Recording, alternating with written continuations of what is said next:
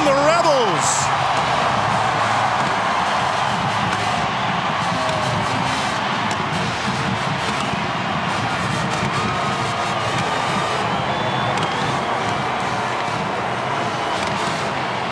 We've got red smoke flying, cheerleaders tumbling, cannons booming, and the lane train ready to roll again.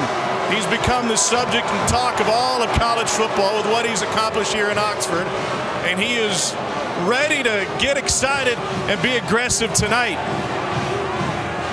It's going to be a short week for this Ole Miss team. Egg Bowl waiting in just a few days, and so the question is, how do they handle this opponent tonight and look forward to a rivalry? Cole Kublik down on the field and waiting for Lane to make his way over.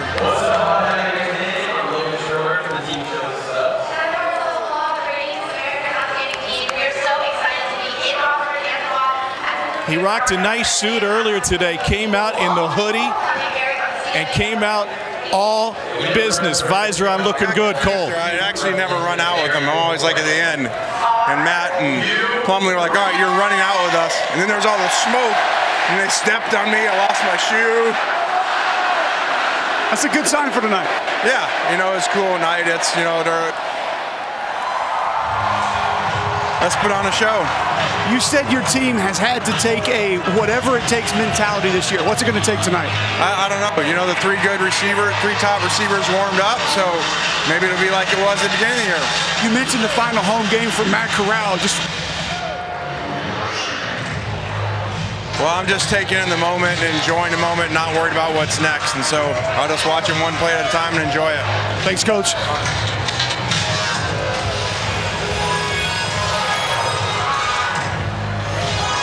Welcome to Vaught-Hemingway Stadium in Oxford, Mississippi. It's a final home game for Ole Miss. Vandy is here looking to play an upset role. Jordan Rogers standing by with Vandy head coach Clark Lee. Coach, we saw both Mike and Ken last week. What's the status of the quarterback situation tonight? It's going to be Mike to start tonight. He had a good week of prep. Ken's been banged up. He's available, but Mike was healthy all week. We're going to go with Mike. Got a Heisman hopeful candidate on the other side. What does this defense need to do to slow him down tonight? Well, it's all three phases that have to be interlocked to slow the offense down, and obviously the quarterback makes it go, but we got a challenge ahead, but it's about focusing on us, what we control, and doing the little things the right way. And when we do that, we've been pretty good this year, so we'll be all right. You're building a culture and a program here. What do you want to see on the field tonight? I just want to see the guys step into the fight for 4 quarters. Can we string together 4 quarters of football? We haven't played a complete game yet this year. We need to do that tonight to have a good result. Good luck, Coach. What a scene at Vaught-Hemingway. We're going to have a different look and a brand new perspective. All 3 of us on the field tonight. Tom Hart, Jordan Rogers, Cole Kublik, as we get set to watch this Ole Miss team perhaps reach new heights. Ole Miss will get the ball to start the game. And Jordan, you get the feeling that this Ole Miss team wants to strike first and strike fast. No doubt. This Ole Miss team is explosive. I expect them to come out the gate. Angled kickoff to the far corner. And so Ole Miss will come on the field with Matt Corral at quarterback and a guy who's been electric all season long. Mark Curls, our referee.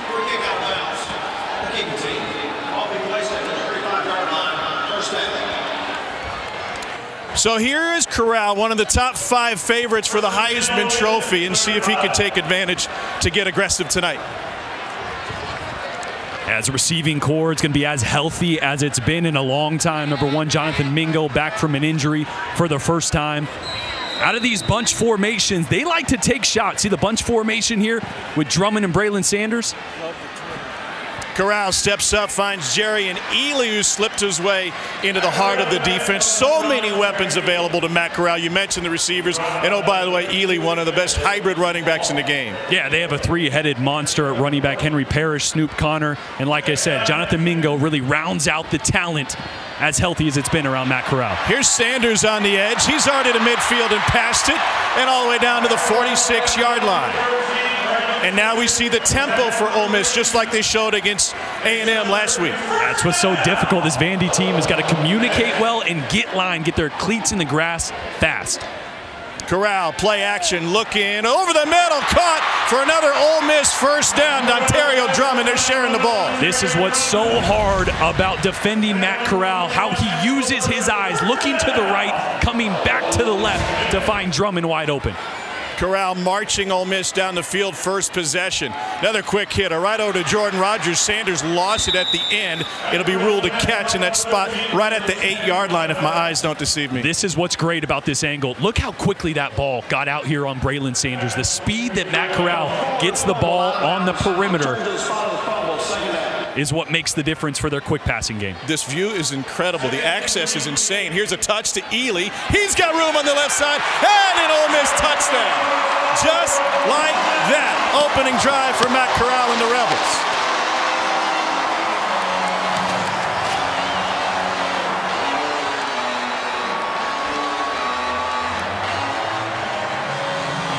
One of the top offenses in college football. Top 15 in 9 different offensive categories. That drive took just 5 plays to cover 65 yards. 1:07 off the clock, and a point after coming. Caden Costa punches it through. Jordan Matt Corral gets a lot of attention for good reason. He's got a big arm. He's got great legs. Talk about the eyes. Yeah, his eye control and his ability to manipulate the defense is what separates him. But look at it. It's not just the eyes. You look this way, the defense doesn't fall for that. It's what he does with his shoulders, his hips, and his legs. He gets him all the way to the throw. Then he'll work back to the right. He moves his entire body to play with the free safety. These Vandy safeties are taught, don't get fooled by just his eyes. If he separates the hands, that's when you break. Don't fall for the double pump, and don't fall for just the eyes. You like being down on the field?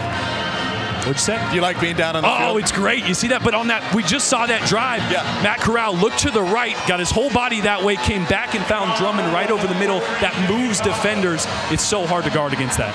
You know, we came all the way down on the field to spend time with Cole, and we're ostracizing him again. I promise we'll find him.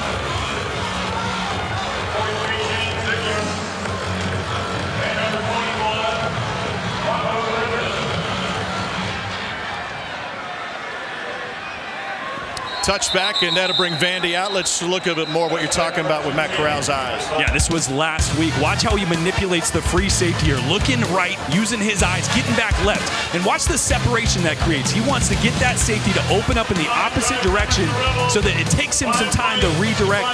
That's what creates the 8 yards of separation. Again, looking left. Watch his hands.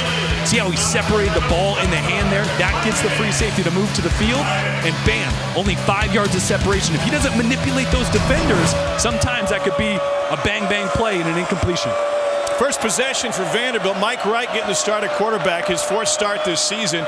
He is run first, and they're going to run here with a little option. Patrick Smith dragged down, but a positive run play to start the possession for Vandy. You saw the blitzing linebacker in the front side A-gap, so play side A-gap. What that allowed is the will linebacker, Tom, to be able to run across that line of scrimmage unscathed. That front side guard not able to climb to the second level.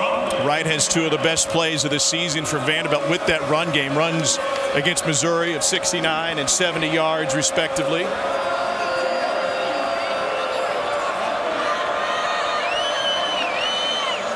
The play action looked like there was a missing piece there, and Wright able to make a little something out of a nothing before brought down by Ole Miss, and this will set up 3rd down. Can already see so Vandy's here's Mike game Wright. plan. He's got elite speed. He's always had it, but it's a different game plan for Wright versus Ken Seals. Yeah, you're going to see a lot of speed option. They want to get the ball onto the perimeter against this 3-down front structure. Get them to widen, and then those holes through the middle will open up.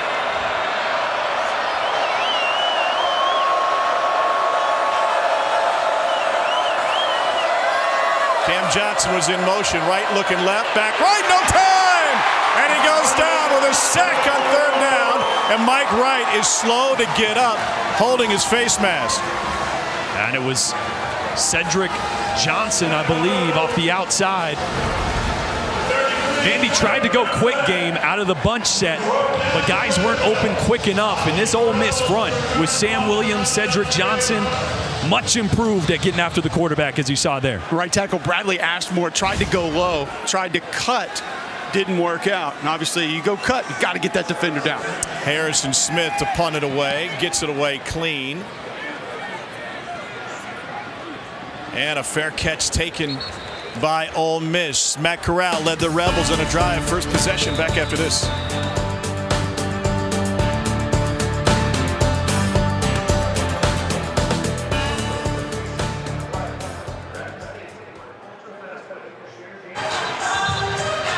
It's a beautiful night in Oxford. Why relegate yourself to a broadcast booth up there? Come down with Cole where he's getting his stretching in. This is always how you see the game. This is really cool. This right here is the best seat in the house, especially when the ball is down inside the red zone. Either going out, coming in, you're able to actually watch the line of scrimmage. You're at field level with everybody. I just got to get you focused in, dialed in. You're here looking up in the stands. There's a lot got going people on. Yelling your name. You're distracted. Like a puppy in a squirrel park. We got to get you locked into football right now.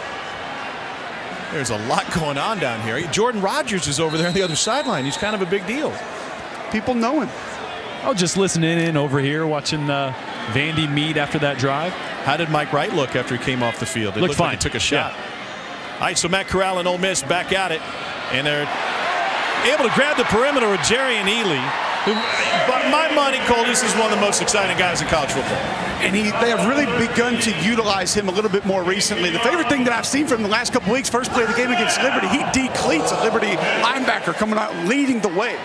Able to pick up 12 yards on first down. Now Corral looking deep over the middle. And he's able to find it on the perimeter. Another Ole Miss first down, and the Rebels marching again, Jordan. That play right there, Braylon Sanders on a deep post, took both the corner and the safety, Deshaun Jerkins, which opened up that corner out underneath. It's a scissors concept. Post, corner, Ja'Cour Pearson ended up being wide open. Pearson's been on fire lately. Here's Ely once again trying to get between tackles, and Vandy gets fantastic penetration. Let's look at that last play. Again, a great job by Matt Corral of getting those safeties to go with the post, right? Get them to go there. That opens up that corner out for Pearson.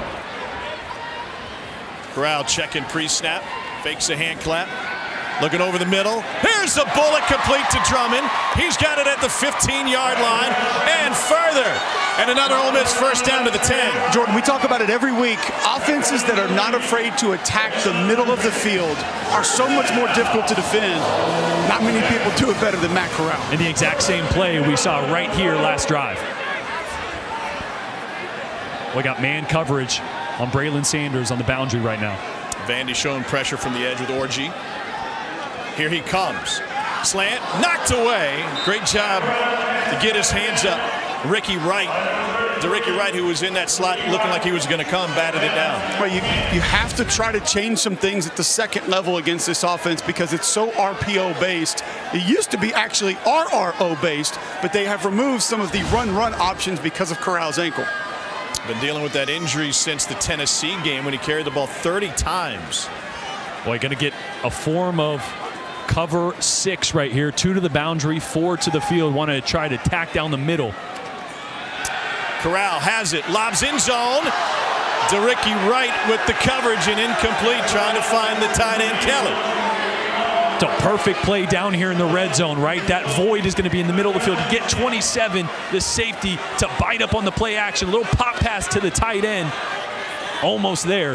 Vandy did a good job of recovering. Tell you what, from this perspective, you see how fast not only this offense runs, but those play develop on that play action. And the conflict that it really puts the linebackers in with a great tight end. Henry Parrish in a tailback. Corral looking, fires, batted away. Fantastic coverage on Drummond on the Vandy back end. Yeah, that's Alan George in the nickel. Hasn't played a ton in that position. And Clark Lee told me we're going to get him in that spot a lot more. The speed that Ole Miss has in the slot, they want Alan George, really one of their fastest guys on the back end, in there, and that's exactly why. So you're going to love this. You stand right by the goalpost, and you look straight up. That way, if it's close or it goes over the goalpost, you actually get to see it. Yeah, but it's a chip shot. It's not going to be close. Can we catch it off the net? He's got to get it up, though, because he's so close. Okay.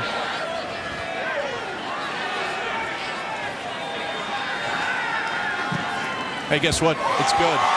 And it's into the student section. He's making friends. Ole Miss has scored on each of its first 2 possessions. It's a 10-0 Rebel lead. SEC Saturday Night is presented by T-Mobile, the leader in 5G, America's largest, fastest, and most reliable 5G network. And in part by Beef. It's what's for dinner. Who is that good-looking, strong-arm quarterback with terrible hair? That's Jordan Rodgers. Look at all that lettuce. Directing a Vandy comeback in 2012, 21-36, 279 yards, 2 touchdowns. Pretty good game for you. Crazy last drive, too. I remember that last play where we were in trips, 3-jet, stop route on the backside, and actually they blew a coverage. I thought they were going to roll to cover 3. The corner set, thinking his safety was going over the top to 2. They didn't. Wide open for Chris Boyd down the sideline. You got to give your barber a tip because once you made the change. Back then. Yeah. Bueno. We're down on the field. We got full access here. Sack of Mike Wright ended Vandy's first possession. And we'll see if Vandy has something to answer with after falling behind 10-0. No return. This season, Allstate will celebrate every field goal and extra point made by participating universities by making a donation to the university's General Scholarship Fund. Thank you, Allstate. Cole, I thought we'd have a chance at the ball off the net, but Costa cleared the net on his 28-yard field goal. I told you he had to get it high. Those short kicks, they got to get it up into the sky early. Avoid the block. All right, Jordan, what can we expect from Mike Wright and his Vandy offense? Well, you want to get him comfortable, right? We saw a couple quarterback runs early. They have about 5 true quarterback runs in their system, about 12 to 14 total with the zone reads. Got to get him comfortable throwing the football. A quick, easy throw to start this drive. They go with quarterback draw. And he's lucky to fire that one to the sideline incomplete. He had nowhere to go. Yeah, this might have been one of the options. Got the option to throw or keep it. He decides to keep it. It was plugged up. Great job by Ole Miss up front there. But got to get him comfortable. I can get him outside the pocket. Maybe a short, easy throw. Get him comfortable. Calm him down. He's a high-energy guy. And get this drive going. Cole, Cedric Johnson having an impact early. Very quick move inside. Again, he's got that free run out there. He's turned him much more into not just a pass rusher as he was about a year ago. And they got some pretty good ones on that defense. Trying to get out of the backfield and find some space. A beautiful little stiff arm from Patrick Smith, freshman from Atlantic City. Speaking of pressure, a guy like Sam Williams got the single-season sack record here. Yeah, he's a stud, and Vandy has to have a plan for him tonight. Back when I used to play, I played Jadeveon Clowney. Every time we walked the line of scrimmage, I slid the protection in his direction. On a 3rd down, you want to make sure number 7 has double team. I expect number 42, Patrick Smith here, if it is a pass, to chip on number 7, try to give out some help. 3rd down 5. Right, pressured immediately from the edges, and they get him. 7 came from one side, 95 and 44 the other. That was snapped early. I don't think Mike Wright was ready for that. Some confusion with the offensive line as Joey Lynch is talking to the center right here on the sideline. Might have been trying to do a double cadence, right? Get Ole Miss to show the defense. Make an adjustment. That ball was snapped way too early. Mike Wright and the offense weren't ready. Jordan, I think he was telling him that we had a guy coming in motion. You got to wait for the motion. So not only was it a little bit early, it was way early. Yeah, sometimes you send that motion, try to get them to jump, right? Or get them to show pressure, and you're able to adjust. They come after this one and almost got it. Smith gets rid of it. And that'll check up. And another opportunity for Matt Corral. You know, Lane Kiffin is Matt Corral's biggest fan, and he could get into politics and lead this campaign. Matt Corral for Heisman. But as impressive as Matt Corral has been this season in the numbers, in terms of spotlight games, he's really got one opportunity, and that's Thanksgiving night on ESPN in the Egg Bowl to try to put up big numbers and get some votes. Yeah, just 5 days away, and right, what we saw from Bryce Young tonight, what we saw from C.J. Stroud, there's a lot of numbers out there. I tell you what, though, no one's had to play through more adversity. Adversity with injuries around him, adversity with his own injury. Able to flip this one to the outside for Dontario Drummond, and he's able to get the sideline. Yeah, what a difference it makes having his 3 key wide receivers back. It's a difference maker, right? With Mingo back, it allows them to play him to the boundary. Then Braylon Sanders and Drummond are on the same side. Corral with the play fake right. Meanwhile, they run it left. And that looks like it's enough from the first down from this perspective. Oh, yeah, you got a good angle there? Yeah, no. We told Lane Kiffin what we're going to do tonight, and he goes, really? You're going to call the game from the field? How are you going to do that? We'll figure it out, Lane. Look at the spacing here between the tight end, 81 right here, and the right tackle. Corral looks left, now wanting to come back right. First man misses across his body, and room for Parrish. We're going to flag in the backfield, and Henry Parrish picks up about 14.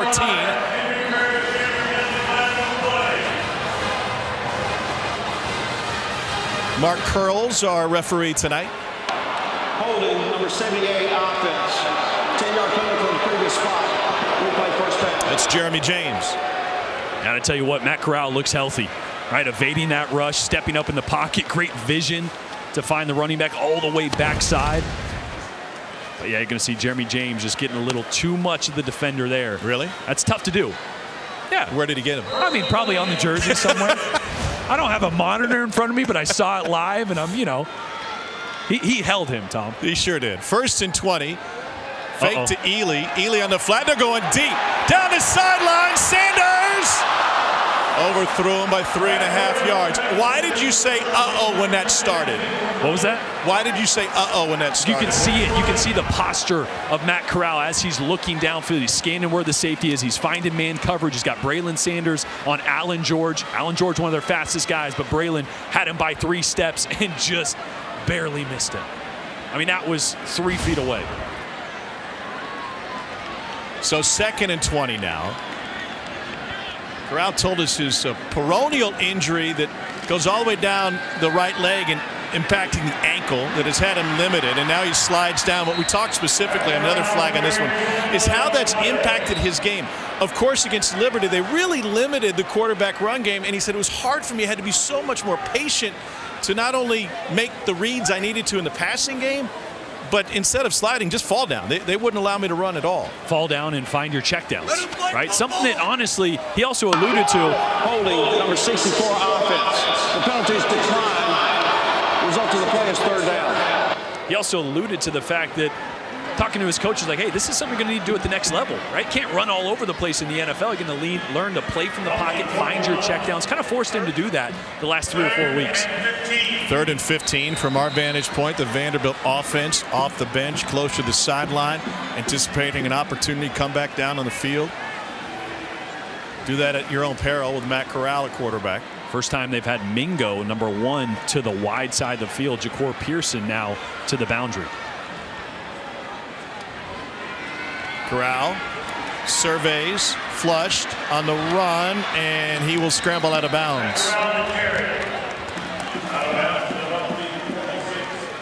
Interesting watching this plan from Vandy, because if you're thinking we want to take away the deep shots, we could stay in a 2-high shell, right? Vandy getting into a 1-high, they're rolling a safety down, really trying to stop those slants and those crossers from Ole Miss, exactly where Matt Corral wanted to go on that one. That 3-buzz coverage, I'll get into it later, took that route away. We talked with offensive coordinator Jeff Levy before the game. He said we want to be aggressive, uber aggressive. This is a low punt.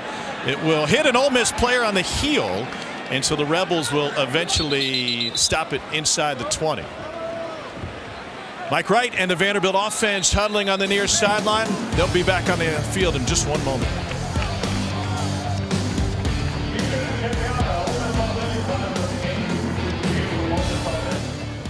I thought we were going to talk football for a second, then it turned into the world's largest karaoke party quickly.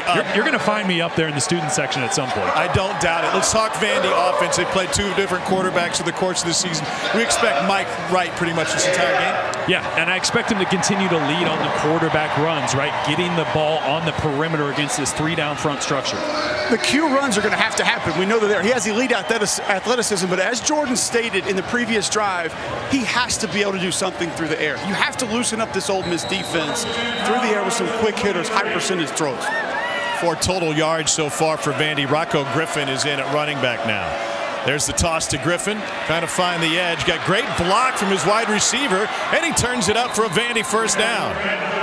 Chris Pierce Jr. sealing the edge. Yeah, he's a big 6'4", 235-pound receiver. And if you're going to have success in the perimeter run game, wide receiver blocking is paramount.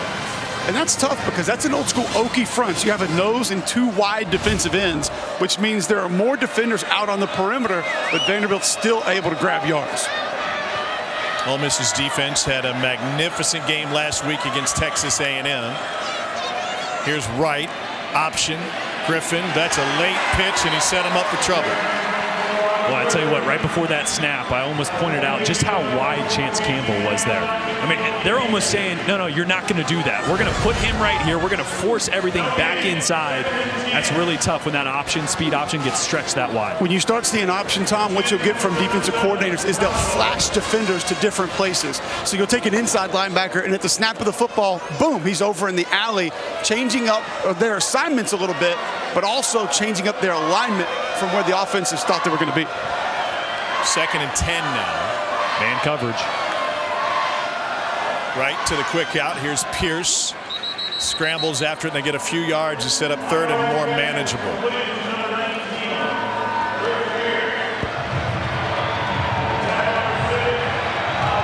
Pierce had a pretty busy game against Kentucky. Had an interception on the final play of the first half. Had a touchdown later in the game. 3rd and 7. Sam Williams going to be working here on left tackle Tyler Steen.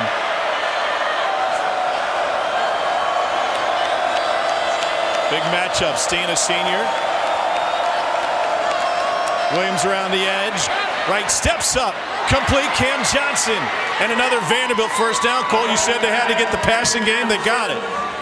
And DJ Durkin made it a little bit easier. So both linebackers walked up over both guards, so you go 5-0 protection. You're forcing Vanderbilt to go man protection, but Jordan, that's going to give you man coverage on the outside. And great anticipation there by Mike Wright. Threw that ball before Cam Johnson really got out of his break on that out route. Accurate, best throw he's had. Maybe that'll get him into rhythm. Amir Abdul-Rahim, the wide receiver on the near side, is the only one who hadn't gotten a look yet. Here's Rocco Griffin. Vanderbilt has found some rhythm now in this drive. And it's good to see Rocco Griffin back. I mean, he was healthy enough to play last week, didn't. He was out the week before. Patrick Smith, the freshman, has been getting a lion's share of the load there at running back. But Rocco Griffin is dynamic, just a sophomore, but one of the bright spots when he's at full 100%.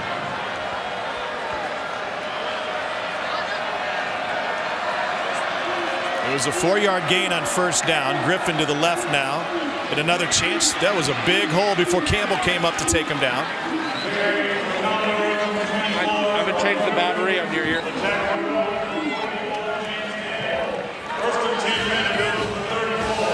So a fresh set of downs for Vanderbilt.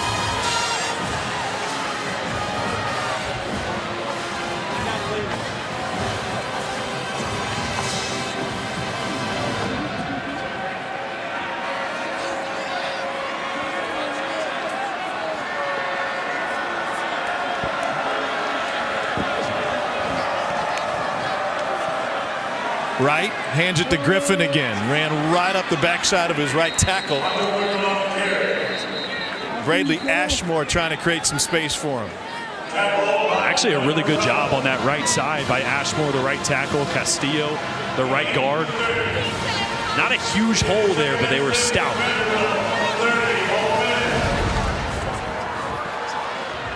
Second down, 6 now.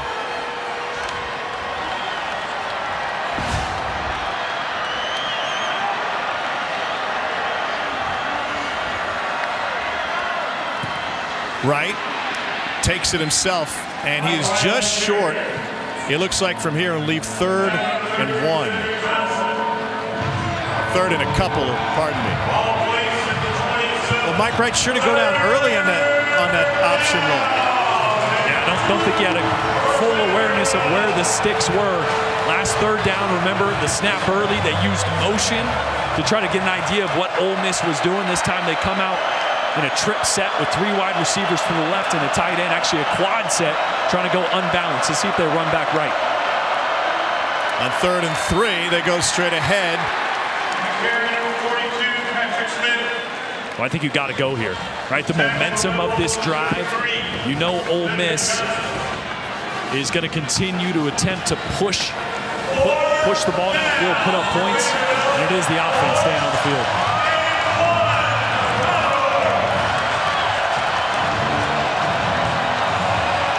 Vandy's converted 61% of their fourth downs this season.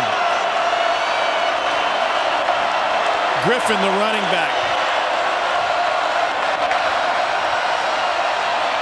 He's got room. He's got the edge. Rocco Griffin with a flag coming in. Dances all the way down inside the 10.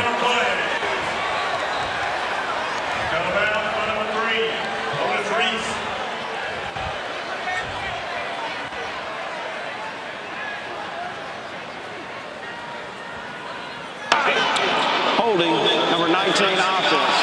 10-yard penalty for the spot of foul. Replay fourth down. And fellas, that is killer. Oh, and we were just singing the praises of Chris Pierce blocking on the outside to see him in the tight bunch here. Working on battle. It's always when that run's supposed to go inside. When it bounces outside, the receiver's not expecting that. You just end up letting go a little too late, and you get some jersey of that corner. From 4th and 1 to 4th and 6, and Vandy will bring on the kicking team. Josh Bulovis, game winner against UConn with time running out. First Vandy walk-off win since 1996. He's got the distance, and it's good. And Bulovis gets Vandy on the board. So how do you view that if you're Vanderbilt? I mean, the holding penalty took away a 1st and goal, but you're able to show that you can get downfield. Yeah, self-inflicted wounds, right? But it still gives you some confidence coming to the sideline. We're right here in front of the Vandy bench. There's no heads down. It looks like they're confident, focused. I mean, that's a drive that really gives you some momentum. You move the football, you shake off that early drive, go, hey, okay, we can do this. Let's not get in our own way. I think you've got to feel good about a couple of the completions you had there. You mixed up the run game a little bit, had a bounce-back run that went for a little bit. You had obviously a little bit more than the option that you had shown for the majority of this game. So have to feel good about things offensively if you're Vanderbilt.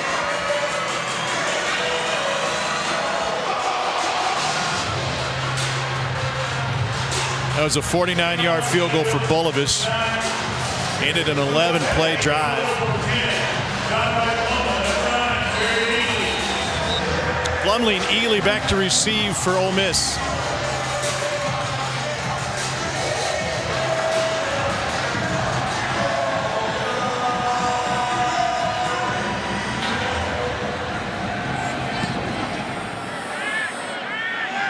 Chance for a return. Jerry and Ely from the 5 to the 20 to the 30 and stood up at the 33-yard line. There's a flag on the play.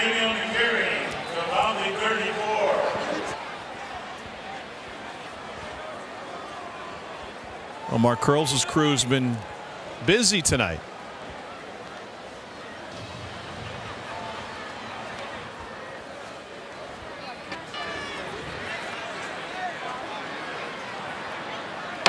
During the return, holding, number 80, return team.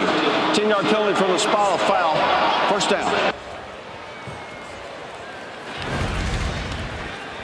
They're going to see 80 here just in front of Plumlee. Yep, just gets up around the shoulder, gets a little too much jersey. Thanks to Wheels Up, helping make travel easier. Jordan was at SEC Nation in Tuscaloosa this morning, here in Oxford this evening. Even had time to get to Big Bad Breakfast. For 2 breakfasts. Yes, a pretty good day for you, my friend. How's the breakfast burrito and a sausage, egg, and cheese? Don't mind if I do.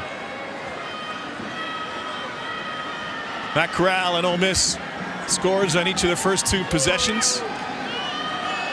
And they'll keep it on the ground here. A little bit better from that Ole Miss offensive line on that play. Fellas, I was behind the Ole Miss bench the last time the offense came off the field. And offensive line coach Jake Thornton was getting into this group, not happy with their performance up to this point. Guys, what are we thinking about how long Matt Corral, and they want him to stay in this game from a play standpoint? Gets rid of this one to the edge. There's Ja'Cour Pearson, who's really turned it up lately. That's good for an Ole Miss first down. Isn't it crazy right there just how quickly he flips his hips to throw that football? Like, really similar to like a middle infielder, getting a ground ball, turning two, or getting a ground ball in the hole, flipping his hips and whipping one to first. Pump left, he was covered, and Corral dives forward. When you're down on the field, the quarter just flies by. Corral and the Ole Miss offense will have the ball when we start the second quarter. Pretty good start for Ole Miss. Good drive for Vandy a moment ago. Back to Vaught Hemingway right after this.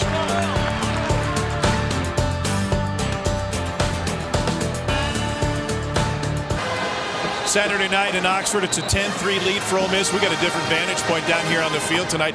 Jordan, you're behind the Vandy bench. How does it look and feel to you? Tell you what, there's a lot of confidence over here after that last drive. Just a field goal, but got some momentum going, got some positive things going. I think the most impressive down here on the field is watching the tempo from Ole Miss, how quickly things move. What are you seeing, Cole? Well, obviously, seeing Lane Kiffin going out there talking to Matt Corral, I think he's a little bit concerned about how much he's run the football tonight. That was something that they thought they had gotten him out of. But Matt Corral utilizing those legs here against Vandy. 3 healthy wide receivers for Corral. The guys were on the first string to start the season, and Corral looking to go deep. Got pressured.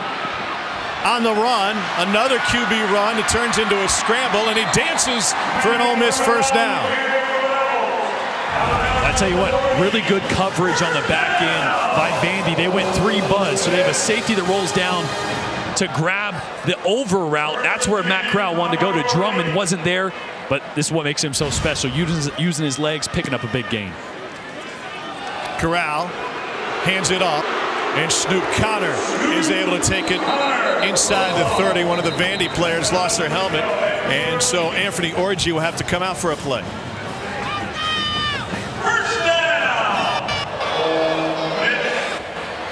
First carry of the night for Connor, and he picks up a first down. Very patient run this time, and Connor takes it down to the 24-yard line. We were joking with Jeff Levy earlier in the week when we talked to him. Snoop Connor has turned into a touchdown vulture. He's the guy that usually gets it inside the 5, but doing work between the 20s now. Corral pulled it back. Nope. Go. And Jordan, he's forced in a quarterback run thanks to some good coverage on the perimeter by Vandy. Yeah, that time looking for his tight end. Actually had him. Not sure if a defender flashed in his eyes. You know, sometimes down here, what you don't realize when you watch it on TV is just how much traffic is in front of the quarterback, right? So I think Casey Kelly was open there, but Corral, probably someone in his way, didn't see him. Corral listed at 6'2", 200 pounds. Here's Connor. Room on the right side, a first down, and he takes it down to the 11-yard line.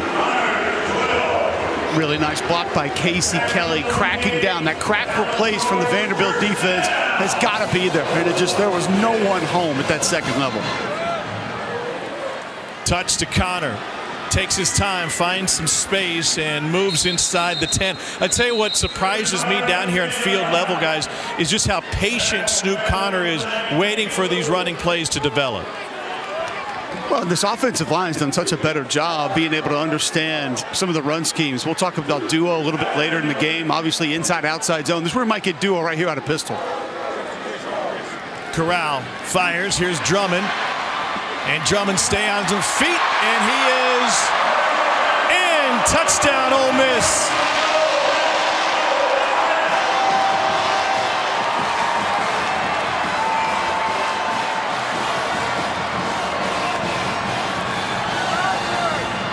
Drummond with a nose for the goal line. His 8th touchdown of the season.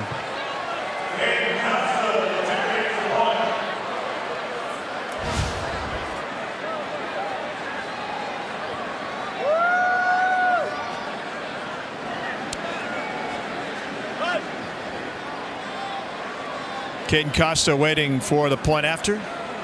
You know, every scoring play is reviewed. They don't necessarily have to stop play to do it, but the officials can discuss among themselves with their communications with their headsets. All clear given, it seems.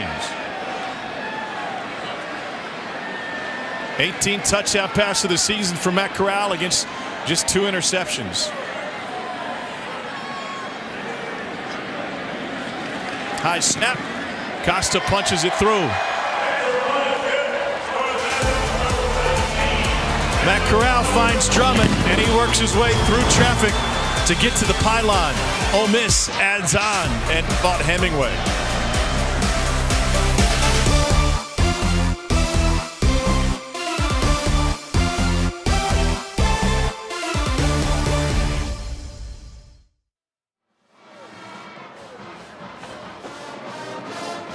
By Dr. Pepper.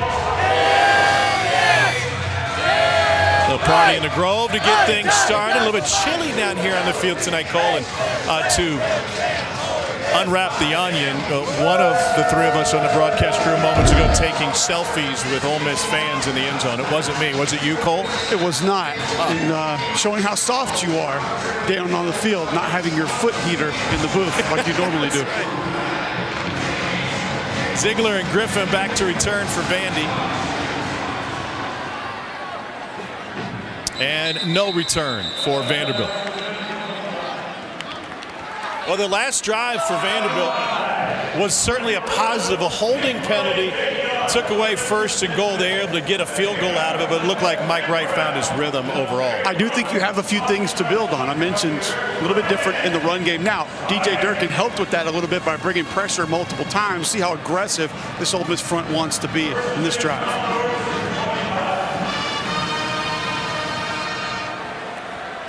Rocco Griffin in at running back. Great vision to cut back when his initial hole was sealed. It was a really nice cut because you saw Chance Campbell, 44, slide right across the football, untouched, in position to be able to fit that run and make a play for no gain. But the cutback is actually what helped gain a few of those yards. Campbell, senior from Ellicott City, Maryland, transferred in from the Terps program. DJ Durkin's previous stop. Campbell showing pressure from the edge, and we get movement on the right side. Easy way to help your quarterback right there. Change that snap count up, and you saw Ole Miss gave away the fact that they were going to slant on that last play. If they're getting too aggressive up front, you mix and match your snap counts, force the defense to play back and slow down a little bit. Offside, number 96 defense in the neutral zone, causing a reaction of offense. The 5-yard penalty results in a first down. Sophomore Isaiah Eitner move.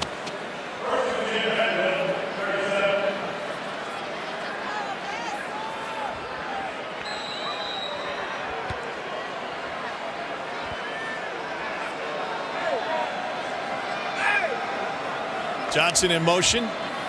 Right hands it off to Griffin.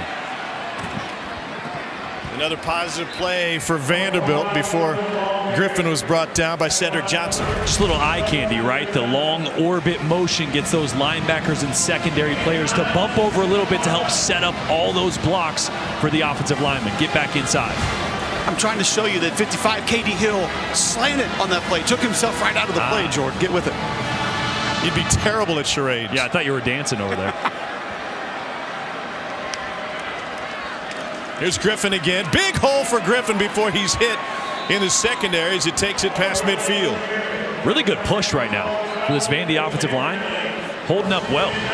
I've always wondered, when you get a true Okie look, so you get a zero nose, head up on the center, and those two wide ends, you have to attack right at that defense.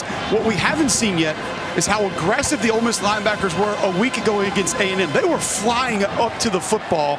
They haven't played necessarily that way so far in this game. Probably didn't think they had to.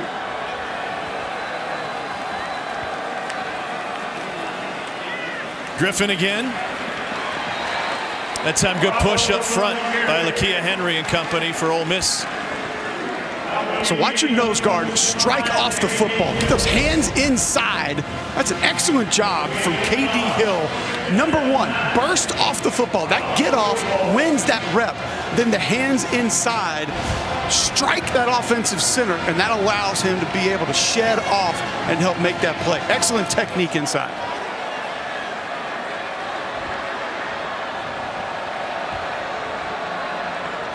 More 4-down look here from Ole Miss. On 2nd and 9, Wright being chased, and he dumps it to Johnson. Couldn't hold on. Man, That's where you want to live in this offense. You want to be able to run the football. You want to be able to get Mike Wright outside the pocket. It's actually a really good ball to Cam Johnson, just dropped. Now you get yourself in a 3rd and long. This is where you really got to worry about Sam Williams, number 7, the star edge rusher for Ole Miss. It's going to be lined up on Bradley Ashmore, the right tackle here. 10.5 sacks on the season for Williams. He's really wide. I would expect something upfield from Williams here. Right, had to escape Williams. Fires just wide to Pierce. He's able to pull it in and fight forward, but he'll be short of the first down. Those head games there. I mentioned. How about that? Out wide, I figured 7 would be getting north and south upfield, trying to cut down that angle to the quarterback. And what does he give? An inside move. I thought it was great, right? And we talked to him about that. He wants to really set up that speed rush, and on that second step, get power back inside. 4th and 3. Jordan, what do you expect? I expect get Mike Wright out of the pocket. Last time they were in this trip set, they tried to throw a quick flat route. Wright rolls, sprinting now, and he's able to dance out of bounds and pick up the first down. Boy, not sure if that was a designed get him outside the pocket or not, but great decision by Mike Wright, trusting his legs there. Just sees green grass and says, I'm faster than you. I'm going to get 4 or 5 here. It's a 17-3 Ole Miss lead. I feel like this is a huge momentum drive for Vanderbilt.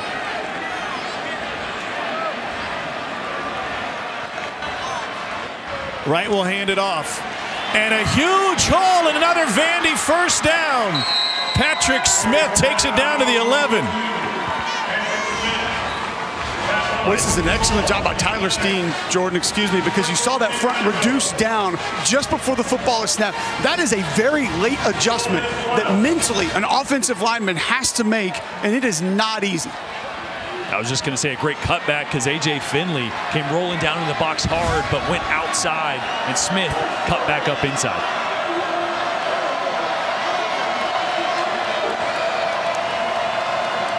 Wright with the option look. Close pitch to Patrick Smith. Can't get vertical, and they'll take him down for a 2-yard loss. Spacing has seemingly been off on those option pitches tonight, Jay. Yeah, it's really hard because Ole Miss knows it's coming. They're making you widen out. Those linebackers are playing flat, playing wide. That's what you want to do against a speed option. You just want to push it to the sideline. It creates no angles. The quarterback wants to get downhill there, force the linebacker to come at him and create space for the running back, but Ole Miss not allowing them to do that.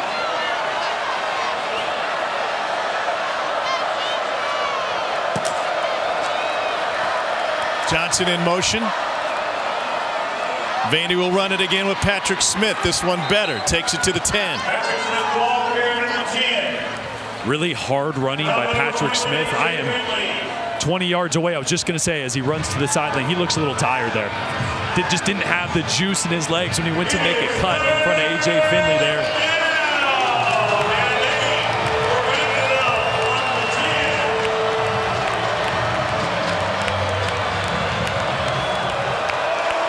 Third down 8. Rocco Griffin has replaced Smith in the backfield.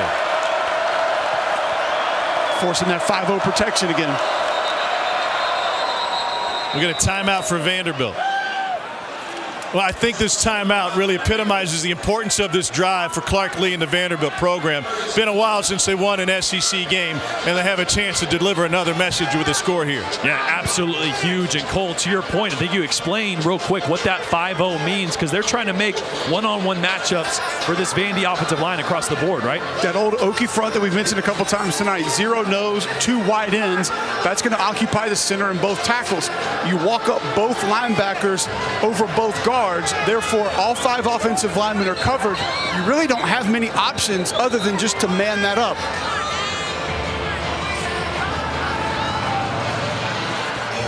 Sorry. Tell him right there. He's right there. Tell him. And this is why we're down on the field. We're down here. Lane. Lane giving Tom some nuggets with information. Yeah, Lane told DJ Durkin, go cover 0 here, blitz 0. He said, let's see if the coordinator listened. Oh, I love it. So they're stacking the line of scrimmage. They're going blitz 0 here. You're going to see A.J. Finley. Movement early. False start. Snap infraction number 62 offense. 5-yard penalty still. Jordan, if you're Mike Wright, you identify cover 0. What does that do to your heart rate? It gets me amped up, but it tells me where's my one-on-one matchup. Where's my stud that's going to win? I'd look for Chris Pierce, big-bodied receiver, but those O-linemen look nervous. That wasn't the problem. They weren't even showing it. Yeah. That was a center issue there. All right, Cole, we're going drop 8 now. We've cover 0 to drop 8.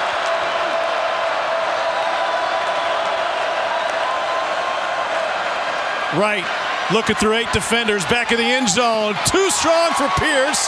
No flag on the play.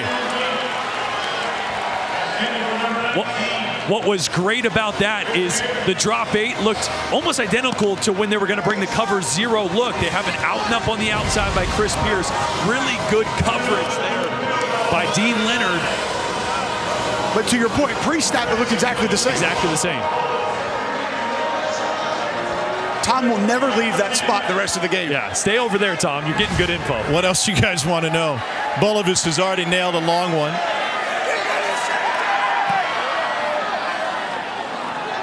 And that went into the student section and good. Man, things are moving fast down here, huh? Vandy back on the board again.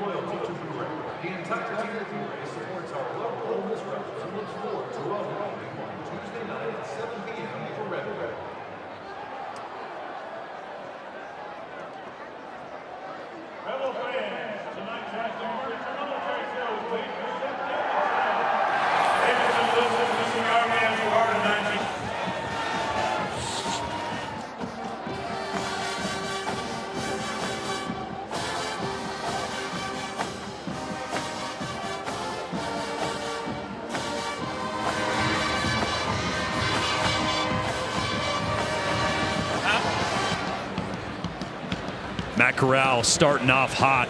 One of the most impressive things about him is his ability to throw off platform.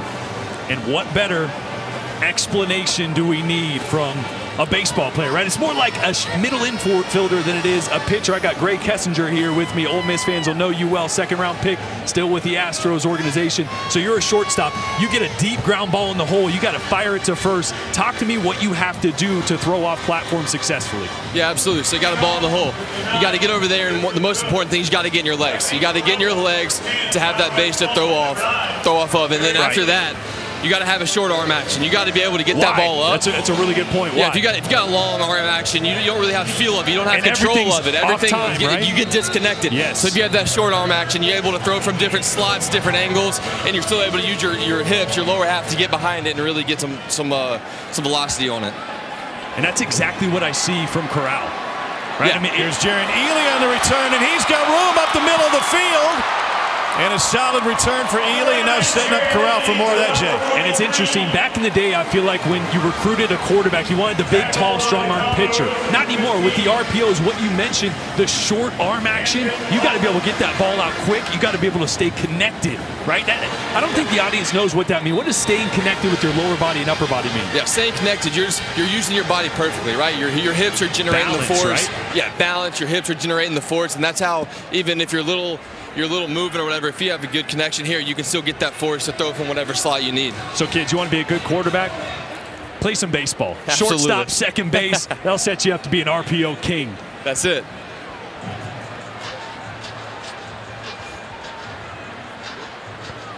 Injured player for Vanderbilt looks like Pearson Cook, who's being tended to. By the way, thanks to Gray for making it out here today. Not like you got to twist anybody's arm to come to a game at Ole Miss, especially being from Oxford.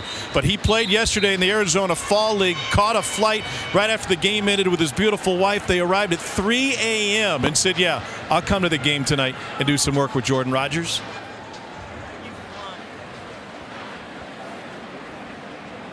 Corral with a long chat with Lane Kiffin, who's outside the numbers right before coming to the huddle.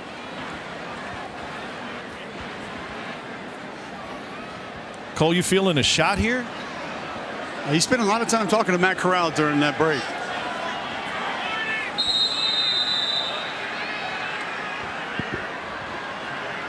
Casey Kelly, the tight end, motions. Corral on play action. Got spun around in the backfield, on the run, complete to Ely. And Ely gets taken down immediately. Well, there's a great example, Jordan, getting off platform and still having the body control to complete the throw. Yeah, and it was great what Gray mentioned about balance and connection, right? In order to continue to have velocity off platform, it's really in your lower body, being violent and balanced with your lower body, having a short arm arc. That ball comes out quick and it comes out hot. Ely, first man misses, second man shook, and finally gets popped down after another first down run for Jerrion Ely.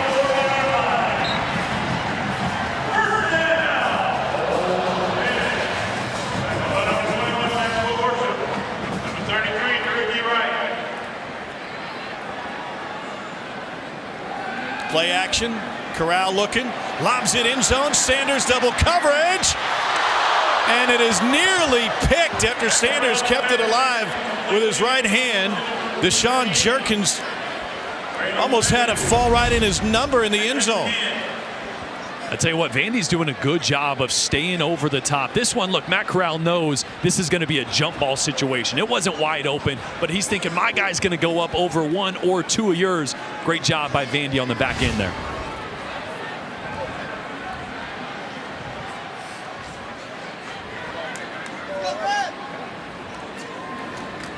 Corral to Jackson. Got it. First down inside the 15. This is such a difficult throw. I know it doesn't look like it, but Matt Corral actually has to take some velocity off this ball. Throw this one with a little touch to throw his guy open. Touch pass. Parrish fighting to get to the 10.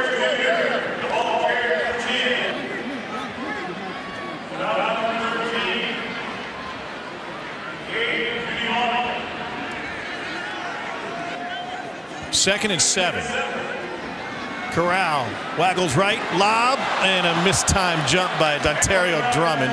He's all smiles after that one. He knows that was a missed opportunity, even though it wasn't a perfect throw. He's trying a little pick play down here in the red zone. Yeah, good underneath coverage, really closed that window. Corral tried to go over the top, wasn't there.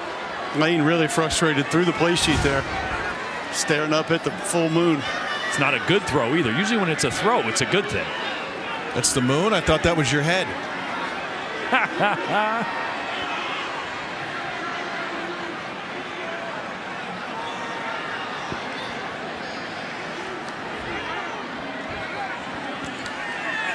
Quickly to Mingo. And he gets taken down just as quickly.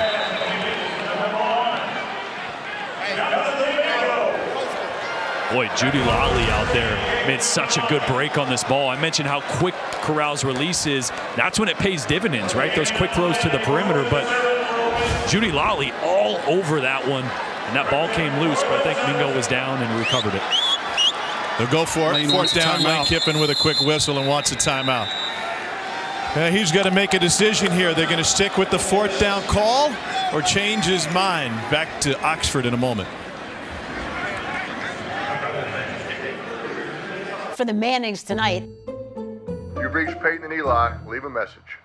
Hey guys, John Mann here, and I love to do the telecast. You guys, I mean, we could diagram Peyton's head. Boom! Watch Peyton and Eli. You'll never know who dropped by. Wow!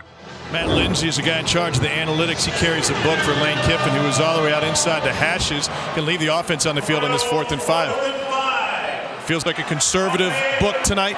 Matt Lindsay told me before the game this book was very conservative heading into this matchup with Vanderbilt, especially compared to the last few weeks. Nobody goes for it on 4th down more than Ole Miss. Corral rolls right. Got options. He is past the line of scrimmage and inside the 5 where he gets wrestled down short of the first down. Really nice block from Snoop Connor there.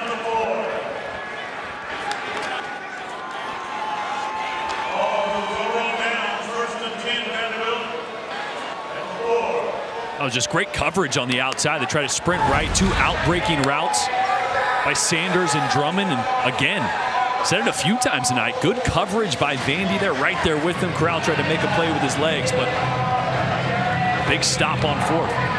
Jordan, you surprised that they sprint him out twice down in there inside the red zone?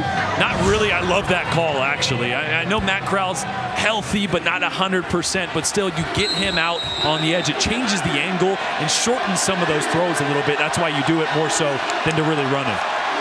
Ball's on the field, but we had movement up front before, and Jordan, nothing was going right from a timing standpoint. The entire Vanderbilt offensive line started to move before the ball came back. That's a few times, right? I mean, Mike Wright has played some football and quite a bit for Vanderbilt, but you get into a hostile environment, you get into a situation where Ole Miss is moving a lot up front. False start. Multiple players on the offensive line. Off the distance to the goal, still first down. A lot of stunting, slanting up there up front. That gets those offensive linemen thinking and their clock going a little quicker than they'd like. You would think the heart rate picks up when, as a quarterback, you're standing in paint. Rocco Griffin, the running back. A lot of conversation right side between the tight end Schoenwald and the right tackle Ashford.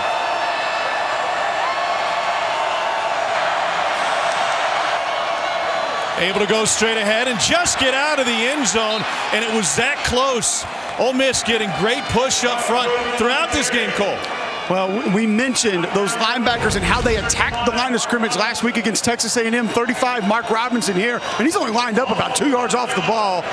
That is a run blitz from 35 on that play, and that's why he was able to get into the Vanderbilt backfield so quickly. He should know, a former running back himself. Griffin offset next to right. They're going heavy on the right side. 2 tight ends there, along with Pierce, the big wide receiver. And it is loud for Wright. Griffin, just enough of a hole, and he takes it to the 5. Boy, Sam Williams nearly had that in the end zone.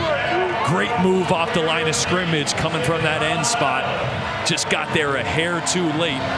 Jordan, this is obviously the closest I've ever been, but I just can't imagine the stress on an SEC quarterback, and you've lived it, facing a blitzer like Williams when you're in the end zone. Especially 3rd and long here, right? As a quarterback, I know those defensive ends are pinning their ears back and coming. I'm going to be throwing from my own end zone. That clock's got to go a little quicker than normal.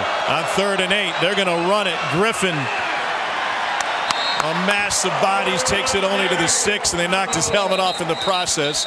And Vanderbilt will have to punt it away. So here's one side of the analytics that I don't think gets discussed that much, guys, and we saw it against Texas A&M last week.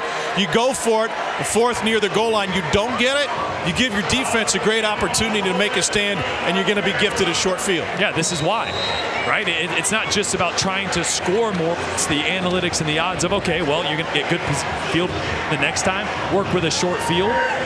So this is one where the analytics paid off, even though it didn't pay off in points on that 4th down. Harrison Smith to punt it away. Drummond standing near side of the 50. Smith will roll a little bit. And end and over end. Drummond from the logo. He's got room. Schoenwald can't bring him down. Down to the 20-yard line. And great field position for Ole Miss.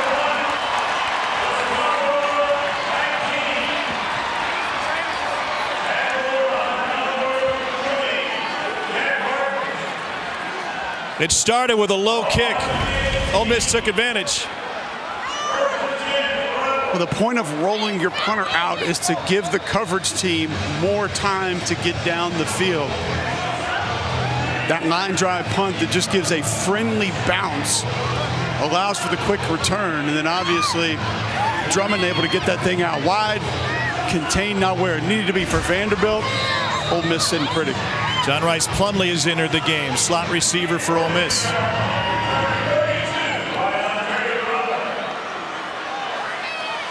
Plumlee and Sanders near side. And now Plumlee will take the snap. They split out Corral. Starting quarterback 2 years ago. SEC quarterback rushing record. Double pass coming. Corral has all day. And now that clock quickens. Corral scrambles, fires. Sanders hit at the 5. Little pinball game down after Sanders made that catch. Wow. Unreal. Hey, Lane, give us a heads up next time. Here's Ely. No gain, maybe a yard. One other thing you hear down on the field, you may not over the TV, Lane Kiffin's whistle. It is shrill, it cuts through. He said, run, run, run. They want the tempo. And here they go. Touchdown, Jerrion Ely. Cole, how was your view? Duo, again, we've talked about it a lot tonight. We've seen them have success with it previously. Jerrion Ely right here at Jordan and I in the end zone. That was a great block there by right tackle Jeremy James, too, holding his guy up, and that provide that little cutback on that duo concept. It's so tough. Double teams up here by the goal line. You make a hole or two, allow your running back to see it and hit it.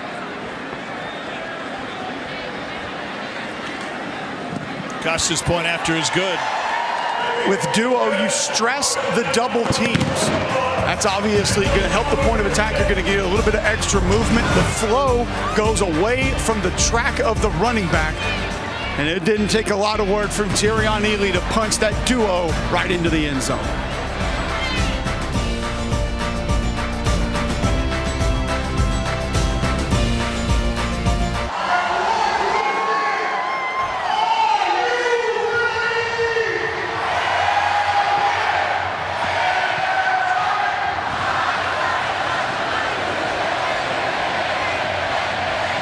All right, gentlemen, thank you. Ole Miss has opened up a 24-6 lead on Vanderbilt. 2:15 left in the half.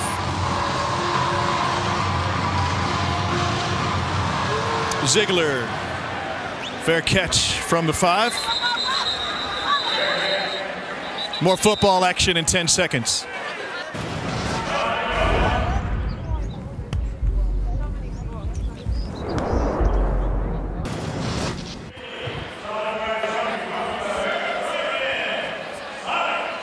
So Vanderbilt back on offense. Mike Wright's had a couple different running backs next to him tonight, and Jordan, they've both done an okay job sharing the load. Yeah, I feel like it's been the mix of some quarterback runs on the outside that has really stretched this Ole Miss defense, and really the successful runs by the running backs have come between the tackles.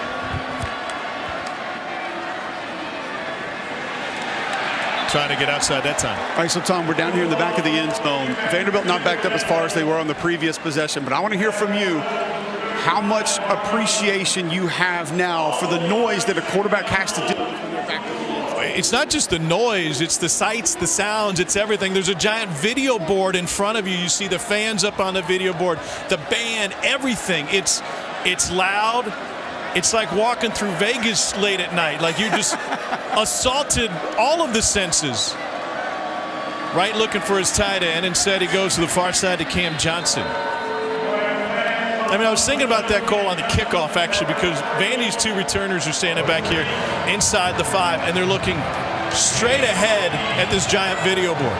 You think about other places like Auburn, like Oregon, the giant video board that they have now, those teams with the huge video boards, it just becomes that much more of a distraction, but it gives you a different appreciation for how things are at field level.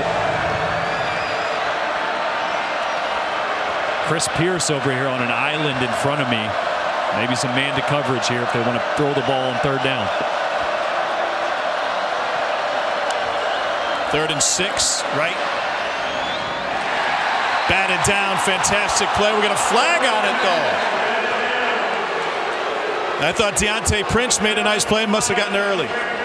Yeah, little jersey pull. I got a great angle from this side. Just a stop route. 8 to 10 yards, man coverage. You're trying to push up, get the corner to turn his hips a little bit, stop on a dime. Interference, number 5, defense. Penalty is a first down. Let's follow the foul. How early do you have to... Jordan, how early do you have to let this ball go? Yeah, it's a timing route. It's the tough part is it's man coverage, so that route slows down a little bit more than it does against zone when you have a specific landmark. The timing was good from Mike Wright. The route was good, and a little hold on the outside. Too much jersey by Prince. 1:32 left in the half. Vandy trying to find some points before intermission.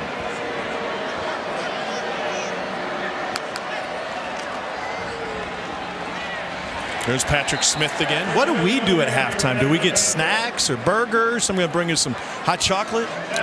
You're probably going to want to go to the heated benches on the Ole Miss sideline. They got some you're cold. You've heated blowing machines over here or something. Yeah, they've got jet burn your fuel pants on the like Vandy Harbaugh side. did last weekend, Jordan. Your suit's much more expensive than his khakis are. I'll give you guys a tour. Toss to Griffin. Gets turned back inside with a nice little spin move. 3rd and short coming up. Another nice read from Mark Anderson there. Again, 35, just jumping outside into that alley, having a quick understanding of where he needs to be and why. Bradley Ashmore just could not climb the ladder, get on that block.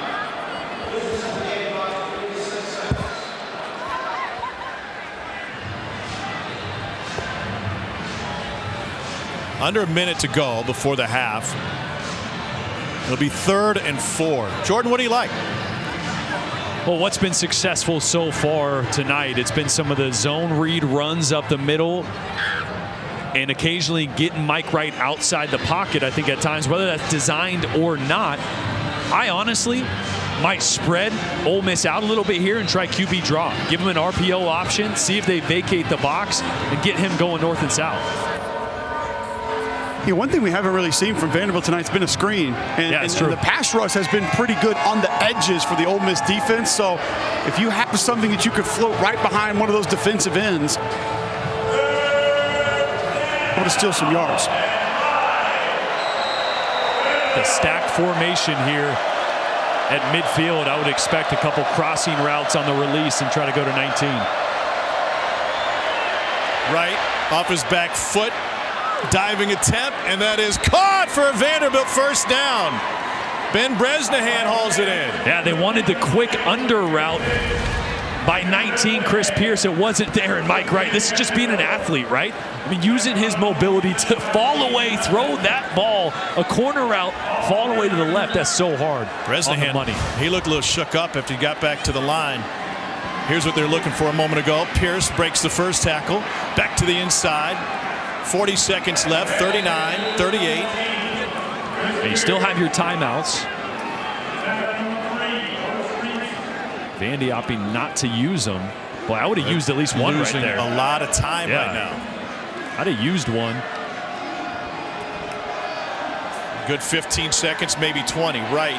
Fires incomplete to the sideline, and they're left with 18 seconds now and a 3rd and 6 coming up. Yeah, so you don't use a timeout there, and you have a play that you feel okay about, but not a play that you can gather yourself, think about, and then still have a timeout for a field goal. Now you got 18 seconds, 2 timeouts. You don't need the 2 timeouts.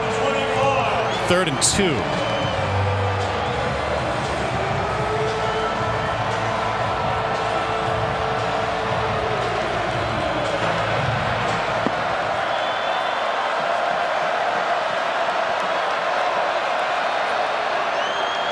Going to go with a running play and have that timeout in their pocket.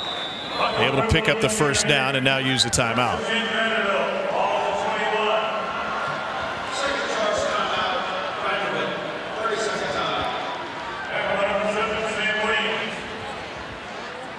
Well, the pride of the South is coming up at halftime. You know, down on the field, I was able to do a little bit more research. Pride of the South is very prideful, but they're playing light today. All right, they got some injuries. They're missing over 40 band members due to a flu that has swept through the band. So instead of spelling out Ole Miss at halftime, it's just a true story. They can only spell the M.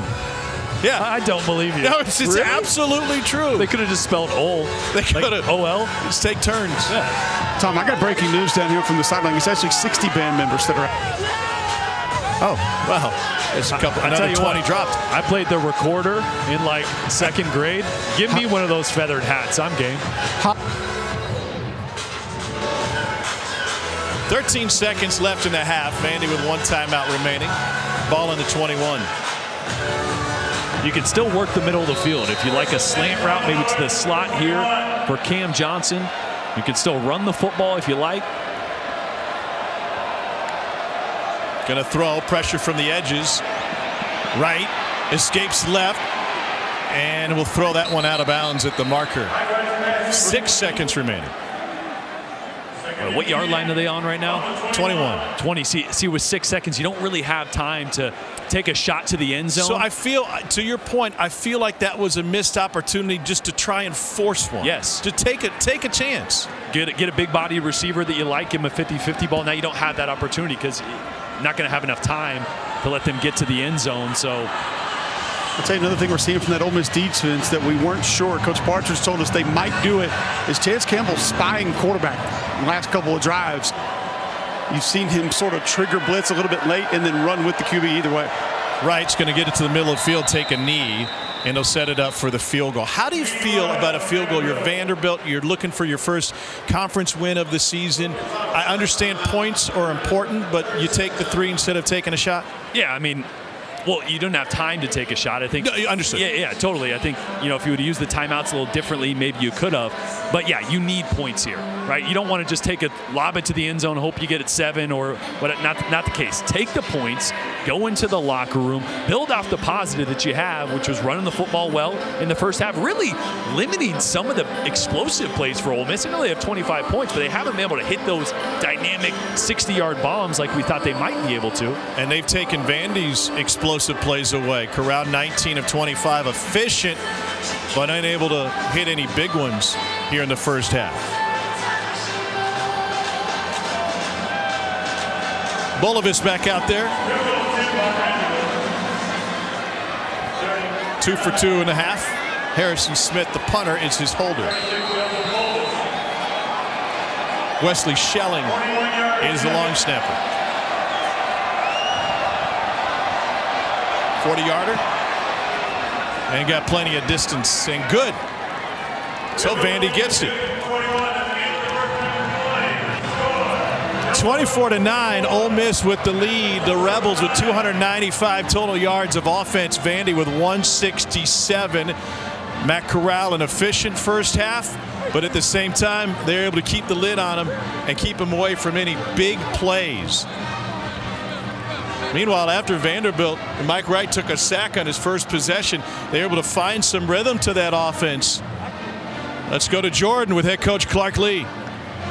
Coach, how important were those points there at the end of the half to build off that in the locker room? It's big. I mean, we get the and I felt like at times we've been able to establish the run. You know, we gotta come out and play our game and keep chipping away at this lead. We've had some shots on defense to get stops, and we're having trouble tackling the quarterback, which we knew coming in was going to be an issue. We just got to settle ourselves down and come out and focus on us and play our game. But the boys are competing, and we got to stay in that mindset. Awesome, appreciate it, Coach. Cole, what you got? Coach Kiffin, you were obviously frustrated with Matt Corral on the first sprint out before he threw that incompletion. You came back to it. He's actually moved around a lot more than we anticipated. Just your overall thoughts on how he's played in the first half. Well, kind of like our whole team, good, not great, which is what we're trying to get to. He played good on offense, stalled in the red zone again, and then on defense, we've given up too many yards. He held them to field goals. So we're up 15 in an SEC game, but we got to do a lot better. Thanks, Coach. All right, guys. Great access from both head coaches. More access coming from the guys back in the studio. Dari, show is yours.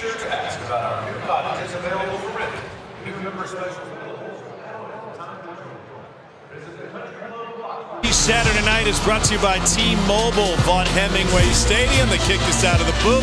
We're down in the field, and Ole Miss with a 24-9 lead over Vanderbilt.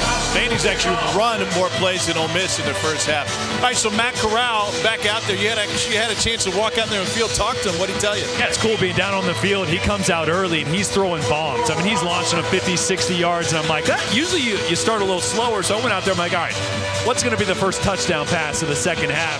He's like, oh, we got something. I think they're going to take a shot at some point. They've been frustrated, haven't really been able to connect on some of those. And also, Jonathan Mingo hasn't been a big part of this offense yet, so maybe there's a hint. I kind of wondered about Mingo with the tempo early. Game shape. Is he in condition to be able to handle that many plays? Hey, the game's starting. Let's go. See it? Oh, it is. No return for Vanderbilt. One personnel note to remind you of: Jake Springer, number 1 for Ole Miss, had to miss the first half due to a targeting penalty in the third quarter against A&M, so he'll be back out there for A&M. I watched him during pregame warm-ups. He didn't take it easy, and this was, an hour and a half ago, and he worked up a full lather, getting loose for a first half he wasn't going to play.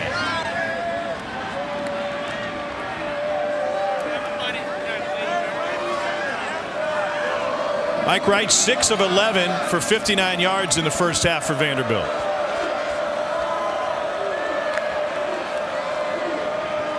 Launches, man coverage sideline, and never had a shot for Cam Johnson. Well, they brought Springer there on a pressure off the edge. He came around really fast, sped things up for Mike there. I think that's why that ball went so high. Wasn't anticipating secondary pressure there. Wright's got the wristband, and he's looking back over to the sideline, get another play, and get a couple signalers for Vandy. What's the quarterback thinking here? Well, I think he got the wrong number. He was getting the right number from the sideline. Got a couple signalers down here. Sometimes you miss it. Steps up, fires a bullet, and drop. Second time in a row they brought Springer really hard off the edge. I mean, he comes flying off the edge. Maybe that's an adjustment, right? Vandy wanted to attack the perimeter so much in that first half. Had a little bit of success. Ole Miss says, no, we're going to set a firm edge now. Force everything back inside. Nice pickup from Rocco Griffin, by the way. Yeah, it was. Running back stepped over, and he made it happen. Ole Miss showing pressure over on the right side of the offensive line. Yeah, I think they're going to bring linebacker blitz through the middle here. Creeping, but just to flinch. Campbell spying. Wright has to flush right. A long way to go on third down. And right at the marker. I couldn't see it. Just short by a step. So it looked kind of like a blitz, but Chance Campbell there was just wrapping to spy on the quarterback. But Mike Wright able to escape the opposite way. Chance Campbell was on the left side. Wright escapes to the right. 4th and short. And this is one of those times you tell your offensive line, we got to get a yard. Give me a push.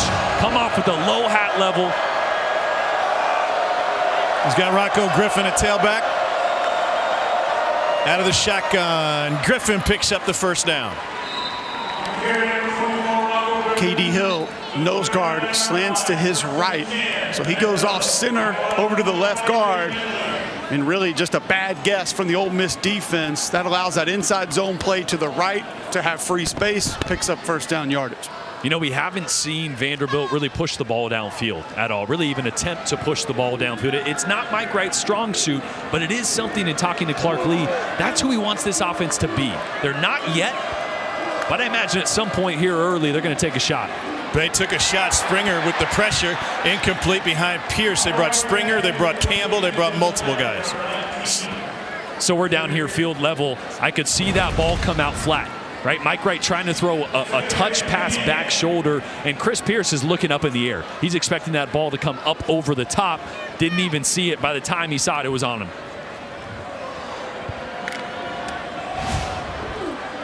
I mean, you have to think Jake Springer pressure off the edge, right? We've had it every other play of this half. He's creeping again. Trying to make up for lost time. See that end reduced down. He's got the ability to come. Griffin found a hole. Springer in there to help bring him down. Actually kind of like the play call there, Jordan. You say, all right, you're going to blitz one off the edge every time. We'll run right at him. I'll give my back the opportunity to either cut inside of the pressure, or if he hugs it tight, we'll have the ability to bounce it outside. There won't be any container. 3rd and 1. Vandy just converted a 4th and 1 a moment ago.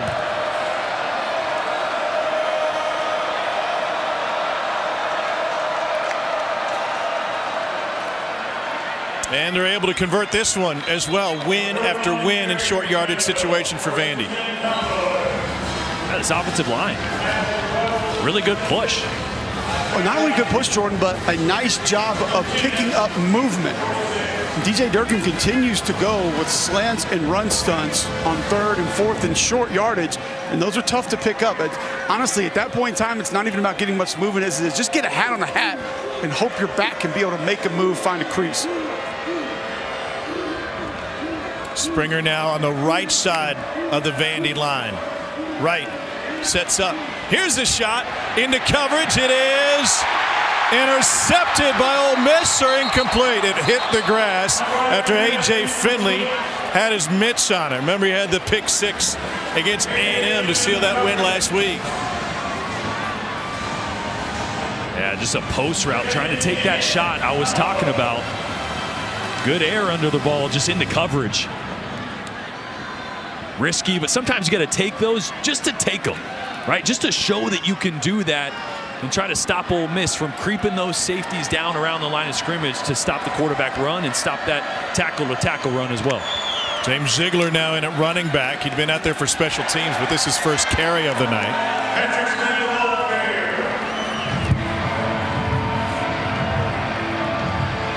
Freshman from Marietta, Georgia. Replaced by Griffin now. 3rd and 8.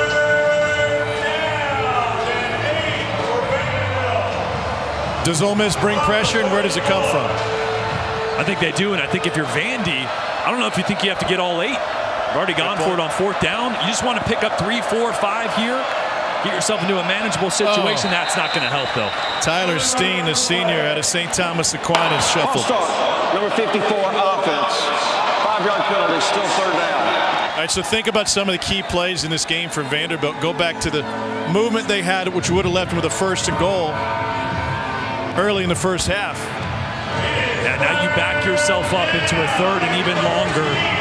This is Sam Williams territory. Sack specialist for Ole Miss.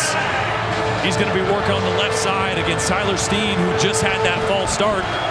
Rocco Griffin is to his side, so maybe he chips. But if he's one-on-one, Sam Williams is a lot to handle there off the left tackle. Senior from Montgomery, Alabama. 2 D linemen on the right side of the line. Something going on over there. They hold the pocket. That's complete to Cam Johnson. And that will leave them with a 4th down decision. And I think they go, right? You got yourself into a manageable situation. Really good job by Tyler Steen holding up on Sam Williams there off the edge. It was a power rush that time. Yeah, try to turn speed to power, and at that point in time, you're just pressure hopping. We call it a pressure hop. Get your hands inside, get your feet wide, and you're just hopping backwards, basically absorbing that power. They'll empty the backfield. Right, looking for Johnson. He's covered. Going to try to turn upfield. Well, Mike Wright can make things happen. Yeah, they really wanted to get the ball to Cam Johnson, working all the way across the line of scrimmage, quick in the flat there. But A.J. Finley did a great job of almost rerouting Johnson there, cutting off the angle. But this is why this offense is different with Mike Wright. The ability to make something out of absolutely nothing. There was one read on that play. It was not there, but your athletic quarterback picks it up on 4th down. Talking with Joey Lynch this week. We've got 5 quarterback runs on the play sheet. Zone read, speed option, but he's going to run it 12 or 14 times with those option plays. Shot, incomplete. Trying to find Johnson. It's working on a seam route as a quarterback, especially being down here at field level. You remember just how difficult it is to place this ball in front. The ball ends up a little bit behind his receiver, but it's tough because you don't want to lead him into the safety. Right? But you want to throw it at him, but he's also moving away from you. I mean, the angles of the seam route are very difficult. Makes it one of the harder routes to throw for a quarterback. Injured player for Ole Miss. And so as they look at him, Mike Wright and his Vandy offense will have a chance to talk a little bit more about it. Cole, what are you seeing from Vandy's offensive line? Pass protection actually has gotten a little bit better. So I'll show you something real quick. So we talked about that pressure hop. All right. So what happens is when that offensive lineman gets a bull rush inside, so Jordan is going to push me, and he's going to push me back. I get my feet wide and then just push. So I'm just pressure hopping back, pressure hopping back, pressure hopping back. I'm just absorbing that power at that point in time. I don't care if you push me back. As opposed to moving your feet and giving him ground to take, right? Absolutely. If I keep my feet too close together, I'm going overboard. Kind of looked like the enchantment under the sea dance there for a second. I felt strong there.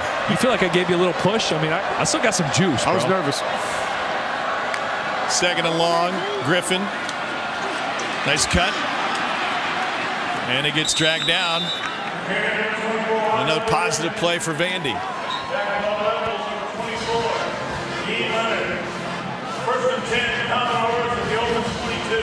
Well, this drive here could really change the dynamic of the 3rd quarter here, right? I mean, Ole Miss not touching the football, long drive. You get a touchdown here, cut it to a one-score game. Your defense has made some adjustments, hopefully, in the second half. It could change things here in the third quarter.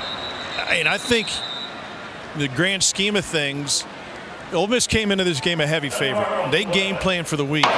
Snap infraction, number 62, offense. 5-yard penalty. There was absolutely thought given to having a short week against their rival with everything on the line, with the bowl season, with a first ever 10-win regular season for Ole Miss. And now if Vandy gets a score here, even though the game may not be in doubt, it certainly changes how you coach and manage late third, fourth quarter. Yeah, how could you not look ahead a little bit to the Egg Bowl, your rival Mississippi State playing so well, and also just how injured this team has been. It's not even about next week. It's just about these players and preserving their health. So, yeah, it changes the dynamic and possibly changes what you do here in the second half. Yeah, Mike Leach said it after their win today. He said, I'm going to be right back in the office tonight. Amir Abdur-Rahim, with his first catch of the night, had 7 grabs against Kentucky last week. But I tell you, Jake Springer and Rocco Griffin are just having demolition derby tonight. It's unbelievable. It's just like a battle of 2 rams on top of a mountain. Springer transferred in from Navy. We're talking with some of the Ole Miss guys this week, and we said, describe Jake Springer. Man, he was a playmaker from day one. Otis Reese gave us a full scouting report on him. Transferred in from Navy, where Brian Newberry, the defensive coordinator, said, come here and just blitz nonstop, and he did from his secondary spot. Straight ahead run. You know what's interesting about being down here on the sidelines is just how much the long snapper. Hold on a second. What does Mike Wright want? He came running over to the sideline. He needs something from the Vandy sideline. I think he's got a bad wristband. Yeah, he was adjusting it there on his left arm. Not sure if a card maybe came out. Sometimes those cards can slide out of there. Ken Seals is ready to run out there and give him his wristband, but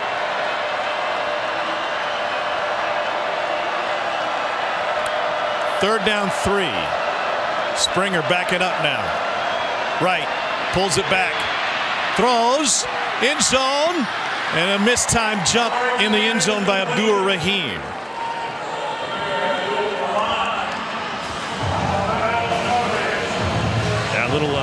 Little armband swap there. Yeah, by Mike Wright and Ken Seals. So you slide these index cards in there underneath the clear plastic, and sometimes in the middle of a game, it'll open up in the middle of a run, and those cards will slide out. So very well might have happened. Don't act like those defenders aren't trying to rip it off, too. Oh, 100%. Open it up, look at it. Read it. Fourth down for Vanderbilt. Got to think Mike Wright outside the pocket. Stays in the pocket. Crossing route, incomplete. Big hit in the secondary.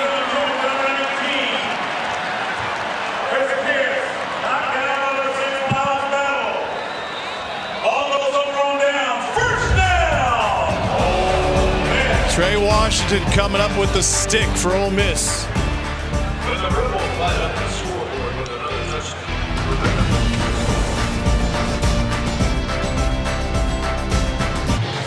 Matt Corral told Jordan Rogers he's going to take some shots here, but the first possession of the second half doesn't come till 7:57.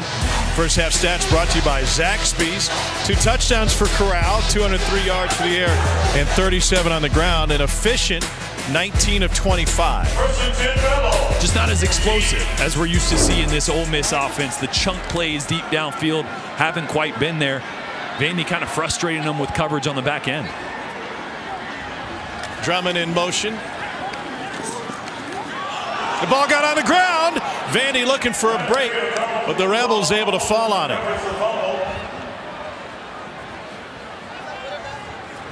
It's one of those little touch passes. They've done a good job of getting Drummond the ball in space, but ball got a little loose there. Michael Owusu and one other defender almost fell on it. Loss of a couple. Try to create some space with Jerrion Ely. You know, second half against A&M, this Ole Miss offense got really stagnant after putting up 400 yards in the first half. When things aren't working, where's the fix? Well, it's tough because the fix is the run-to-run, the quarterback runs, right? Involving him in the run game. But, you know, Jeff Lebby and Lane Kiffin have shied away from that a little bit, obviously.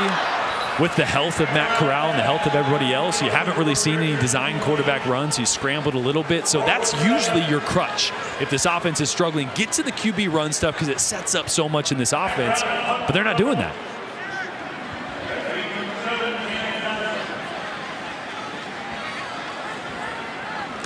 And so Vandy forces a 3 and out.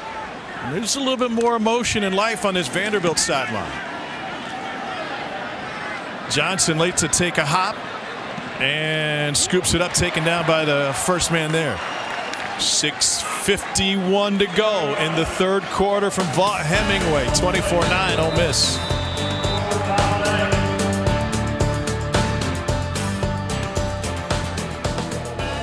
7 Sam Williams has been a wrecker on the defensive side of the ball for Ole Miss this season. 3 tackles and a quarterback pressure tonight. We're over in our special demo area now.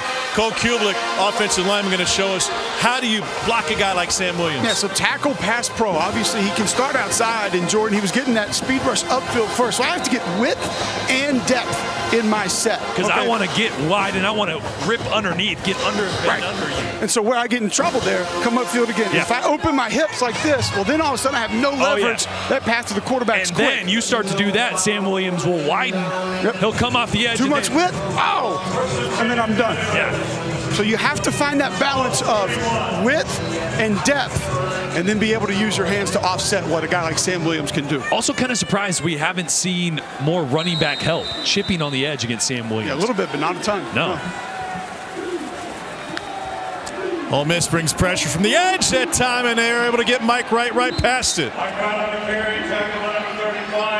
So Tyler Steen has had his hands full, Cole, but there's been times where he's been able to stymie Sam Williams. Take a look at some of the pass pro right here from Tyler Steen. So let's watch. Nice little set there. See, doesn't get too wide, doesn't get too big, and then that's just a pressure hop. That's exactly what we showed. Yep, get your feet wide, and you just hop back, absorb the power from your defender. He did a good job there because I think Sam Williams wanted to rush upfield, but he did a good job of getting so much depth that Williams had to change what he was going to do right in the middle. On 2nd and 7, Wright able to find Griffin out of the backfield. He's only able to find a couple. It'll be 3rd and medium now. 7 checking back in for Ole Miss.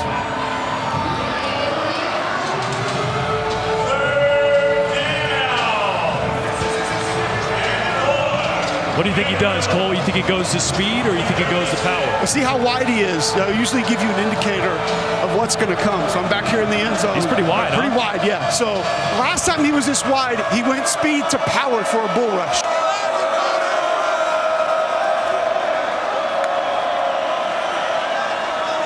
Had to deal with traffic. Now he's coming all the way around. Right, a bullet in traffic, and that's good for a Vanderbilt first down.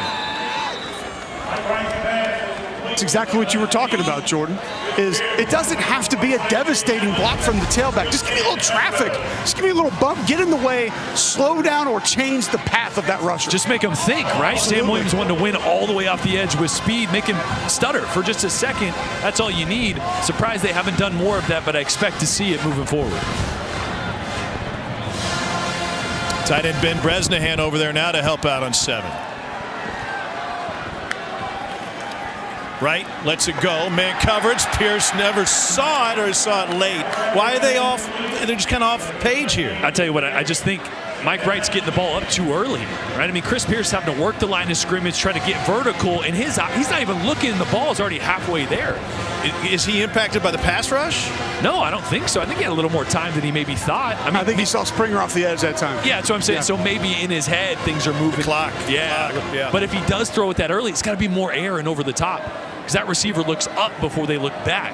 You look up and there's nothing there. The ball's already past him.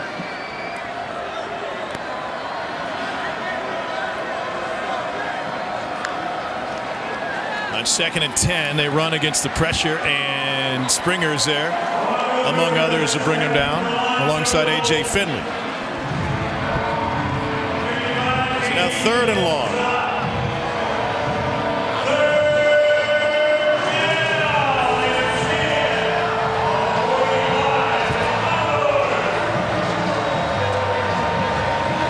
Another third down. Last time Vandy chipped on Sam Williams right here at the top.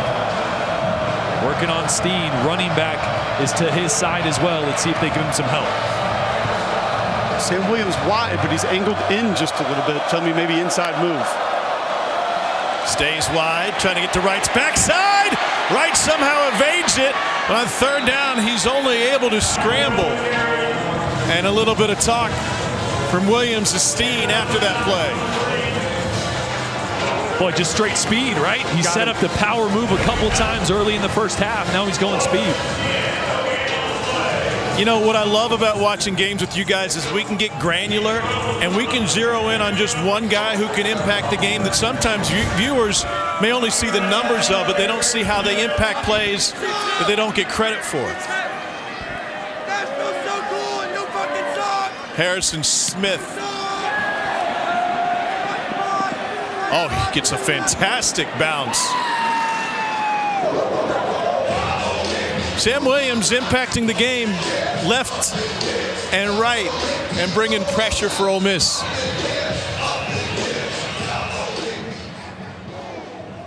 A connection brought to you by T-Mobile, where each week we highlight a player's connection to towns across the SEC. Well, Matt Corral's parents, Liz and former United States Marine Peter Carroll, have been traveling to Oxford every single weekend that Matt Corral has played a home game. Well, obviously with travel being a little bit of a headache right now, family friend Brett Michaels offered them a ride on his plane to be able to come see Matt play in his final home game of the season. I asked Peter and Liz about it before the game. Peter, you see right there, he looks comfy. He said, I'm going to tell you what, man, that thing was still pretty small. I'm a big dude. I'm a big man. I said, I feel you. But they were very appreciative of Brett, allowing them to utilize their plane to be able to get to the game and not have to deal with the holiday travel. And obviously, Brett's a guy that's known to want to take care of veterans and further honor veterans. And so just another reason he was happy to do it for Peter Corral. A big play by Jaron Ely on the completion from Corral. It won't be long until the Corral family will have their own jet. Yeah, the way he's tracking. I mean, I saw Todd McShay had him as his third quarterback. I just don't see that. He's the #1 quarterback on the board for me right now. Fits that one into tight window for Casey Kelly. That's what you're talking about, the third-ranked quarterback according to Todd McShay in this summer's NFL draft. I think he's a really good comp to Zach Wilson, right? From a talent standpoint. That's why Zach Wilson shot up the boards in last year's NFL draft, going #2 overall. Just the sheer talent, except for I think Matt Corral's a lot better. He's put up a lot more better numbers against better competition. So I think the work is there, not just the talent. He backs it up with what he's done for a few years now at the highest level. Looking right, coming back left on his toes. And that's complete to the sideline. Ja'Cour Pearson, who's really turned into a great weapon for Ole Miss over the last few games. Yeah, especially as Mingo went down, they lost a piece, and Pearson really was non-existent the first 3 games of the year. He's kind of filling that role that Elijah Moore did, right? Yeah. The slot player. Now that Mingo's back, he's playing a little bit more outside this game and not quite a focal point that he has been for the past month or so. Ely, the spin move. DeRicky Wright, sophomore from Gadsden, Alabama, brings him down.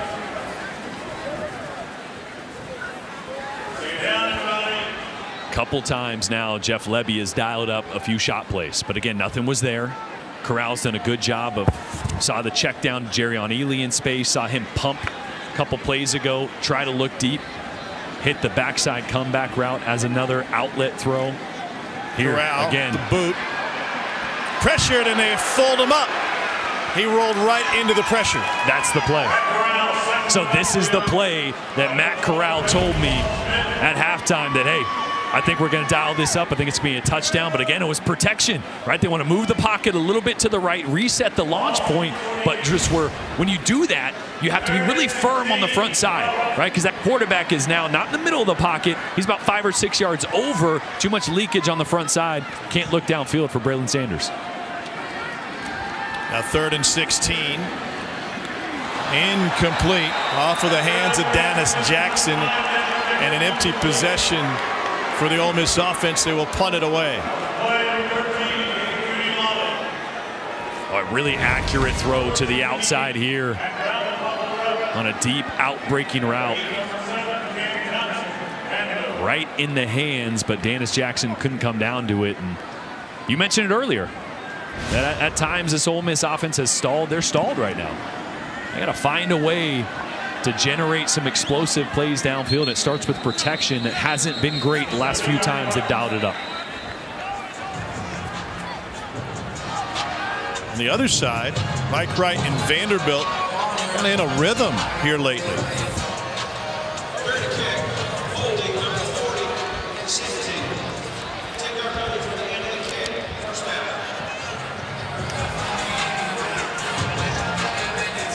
Rocco Griffin carrying the load tonight for Vanderbilt. Yeah, it's great to have him back. Great to have him healthy. Missed the last 2 games. He's done it all. He's been physical in the run game, and he's done a great job. Those plays that don't show up in the stat sheet, the blocks, the chips off the edge to make sure that Mike Wright and his quarterback have that extra second against a really good Ole Miss front 3. And especially Sam Williams off the edge. They've really tried to neutralize him and done a good job so far. Over the century mark, he did the same against Stanford, 19 for 107 earlier this season. Vandy averaging 4 yards a carry in the run game. And they stick with it here. It'll be a little bit less than the average. We tell you about split zone sometimes.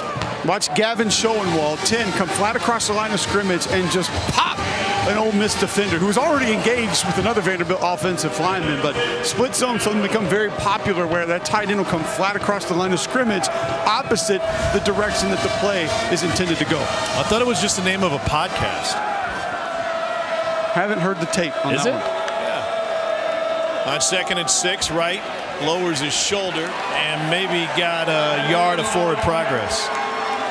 Well, there is some trash talk coming from Springer at the end of that play, standing right over the top of Ben Bresnahan. We got 3 quarters in the books now, and Ole Miss with a 24-9 lead over Vanderbilt, but not as comfortable as some of the Ole Miss fans thought it was going to be.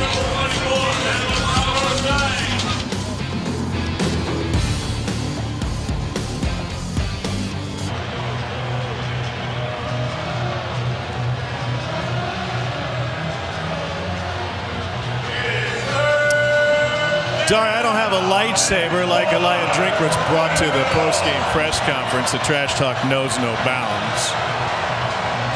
Missouri finishes with Arkansas next week. Florida gets Florida State. Key 3rd down.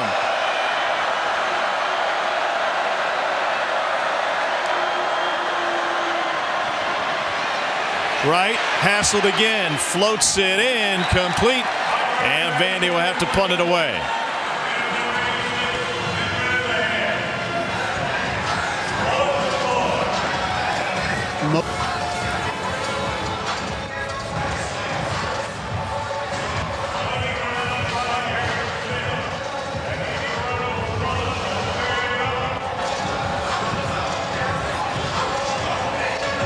Harrison Smith, 5th in school history in career punt average. Had an 86-yarder against Colorado State, longest in the SEC this year. That's pretty. Drummond will ask for a fair catch. And we'll see what Ole Miss has in store. Let's take a look at the Mercedes road to the championship. You know, the day started in the Big Ten with Ohio State putting up some big numbers. It's almost like Bryce Young knew what was going on, because in this Heisman race, he's sprinting to the finish line with a monster game today for Bama. Yeah, C.J. Stroud went from kind of lukewarm in the Heisman race to red hot. And Bryce Young goes, yeah, hold my alcoholic beverage real quick. I'm going to go throw for 5 tugs and 5 honey real quick. C.J. Stroud benefiting from that 130th ranked pass defense in the country. Yeah, that helps. Yeah, they look like it. Blue Michigan State out early. Here's Drummond finding the sideline in a foot race.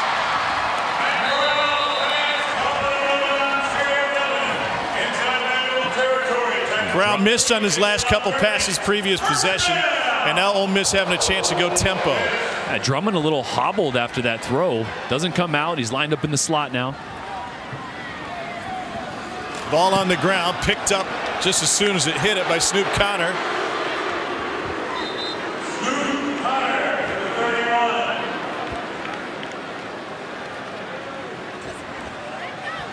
Where that run game gets going, that really opens up the RPOs. Those little slant routes that Ole Miss does so well. Haven't seen too many tonight. Second and 3, it's Snoop again. Snoop. 17 of his 24 career rushing touchdowns have come inside the 5. It's like what Tommy Vardell did to Barry Sanders. Like, you guys get it all the way down the field. I'll just clean up at the end. I don't know who Tommy Vardell is. You're so young. Touchdown, Tommy? I don't.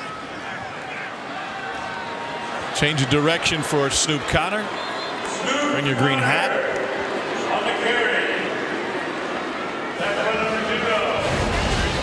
Again, just a vision by Snoop Connor. Finding the lane and hitting it. All 3 of these running backs, it's amazing. Like, Jerrion Ealy's so dynamic. Snoop comes in, they don't miss a beat. Henry Parrish comes in, they don't miss a beat. Malik Langham is down on a knee. The senior out of Huntsville Lee will get some attention from the athletic training staff. And that will leave Ole Miss looking at a 2nd and 5 after this injury timeout.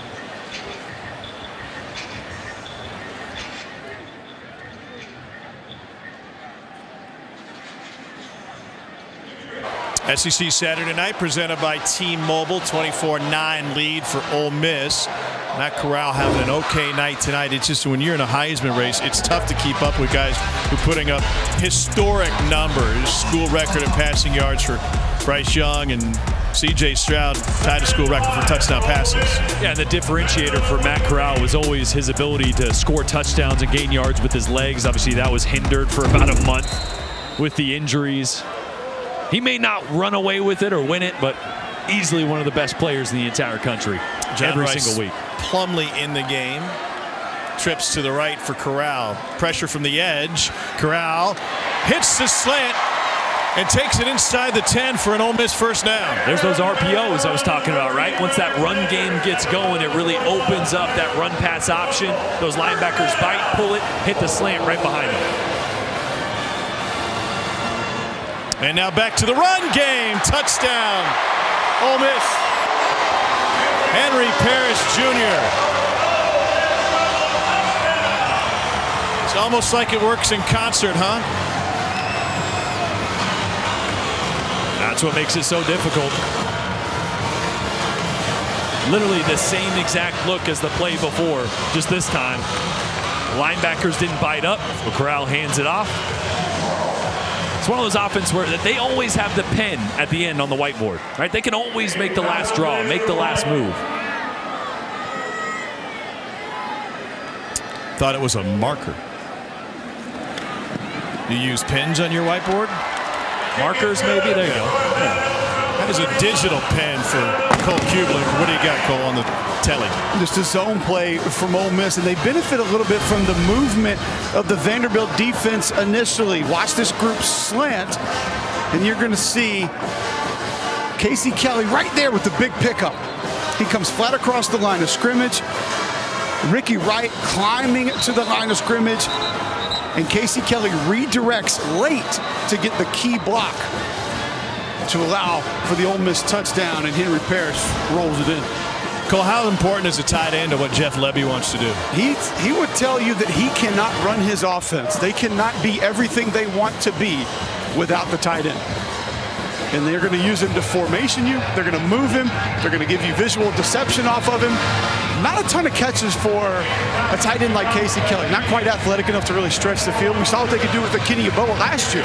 They'll utilize him a little bit more in the passing game, but Kelly's done a really nice job physically to be able to give this offense exactly what they need.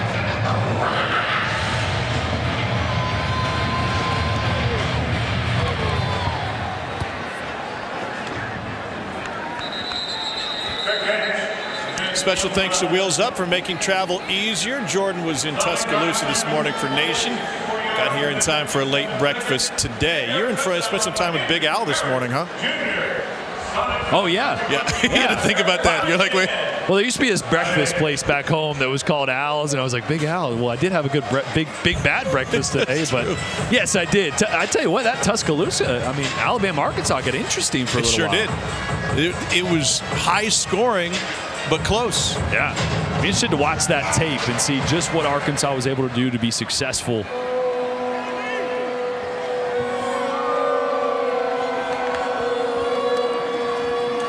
Griffin, bear hug by Chance Campbell.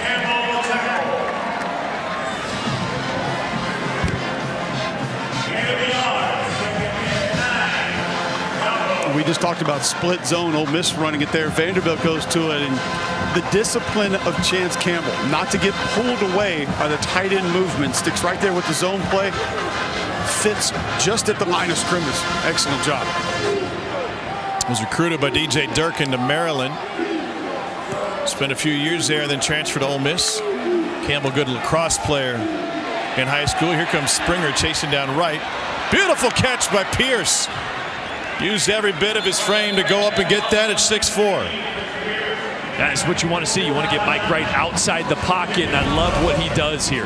Trust your big-bodied receiver. Don't put too much air on this. That allows the defense to recover, throw it on the line, and let Chris Pierce go up, climb the ladder, and come down with that one.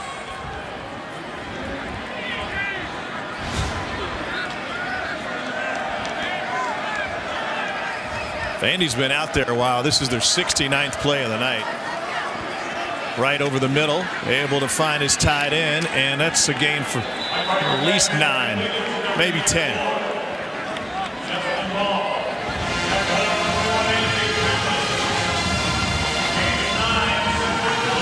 Caught Ole Miss in the blitz. Lakia Henry coming in that B gap.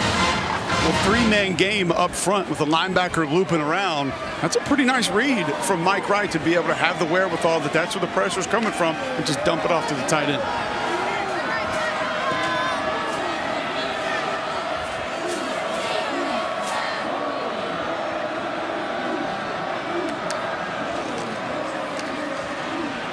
Man coverage on the outside. Pierce. Well, I'm right here, guys. He actually caught the football. Not going to be in bounds, but a heck of an effort to be able to go grab that ball with one hand, pull it into the body, survive the ground, but just a little bit too wide.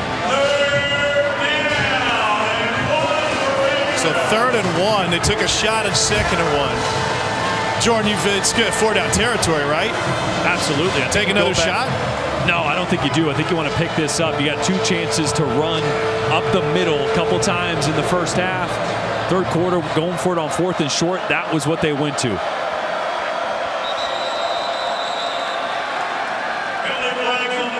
And once again, movement up front. False start, number 68, offense. 5-yard penalty, 3rd down.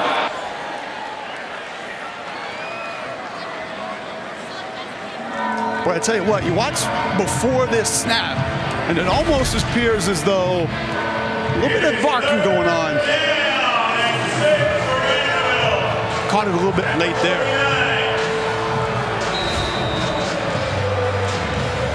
Turns into a 3rd and 6.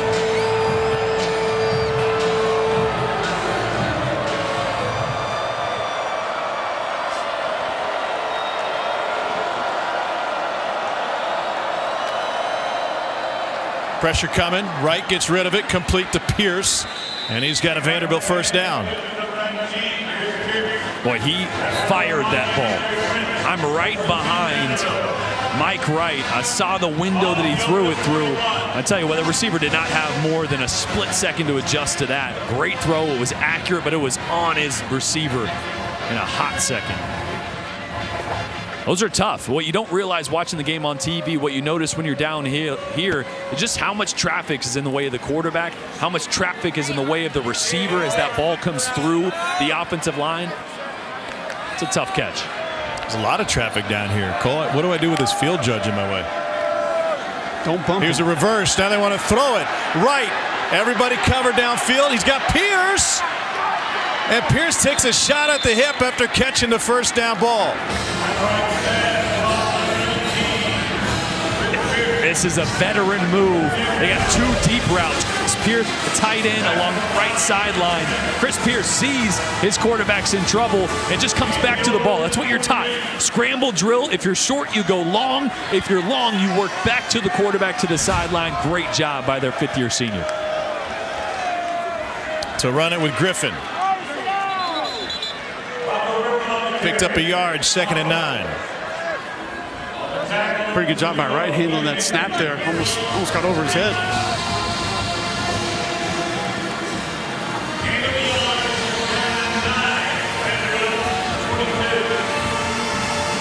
Hey guys, update from the Ole Miss. There's no heaters over here. Interesting. Gonna blow your mind after this 2nd down play. Ziegler in for his 2nd offensive play of the night. Pressure from Springer, got a hit on the quarterback, and Will Shepard with the grab. No, I see it now. The benches are heated as opposed to the jet engine flames we got coming out on the Vandy sideline with the metal benches. There's only like 2 banks of heated benches. There's a lot of just steel metal benches that are probably a little chilly. It's easier for us to get warm on the Vandy sideline than the Ole Miss side. You'd have to go sit down in the middle of the O-line. Yeah, what are we doing over here? No.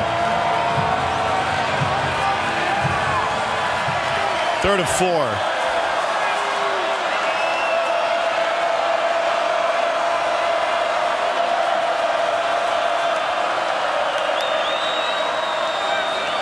Slant, nice move. Cam Johnson to the 5, to the 2, and they'll mark him down at the 1-yard line. That's a great job by Joey Lynch, the play caller for Vandy, of moving Cam Johnson. A lot of 3rd downs. He's been moving Johnson from one side to the other. That time moves him from right to left, make the defense adjust, and then a little inside slant move for the big pickup. Griffin through traffic, touchdown Vanderbilt. It's been a long season for Vanderbilt. Clark Lee talked to us about the grind that it's been, the enthusiasm he has, but it's been a grind for him. A lot of victories to take out of this drive and this game tonight, and to leave the offense on the field to try to go for 2. Yeah, I think having been part of a rebuild, especially at Vandy, that they're not the moral victory thing. That's not what it is, but they're building blocks and things to build off of when you watch tape.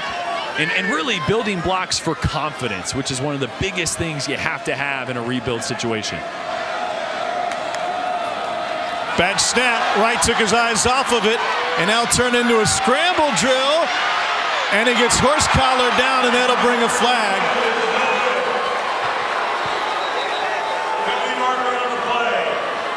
Chance Campbell thought he had an opportunity for a fumble return, but what a face mask to yank him down. Yeah, it was a violent face mask, and just it's such a mental error. You're so far behind the line. I mean, you're 20 yards deep from where the line of scrimmage is. No need to do that. Hey, give Vandy another chance. Ole Miss is going to bring in a fresh set of defenders, including Momo Sanogo. And personal foul, face mask, number 7, defense. Penalties, half the distance to the goal, replay the try. Again, it's a violent face mask, and everybody's going full speed. You're not meaning to do that. Sam Williams just trying to make a play, but that far behind the line of scrimmage, just can't make that kind of mistake.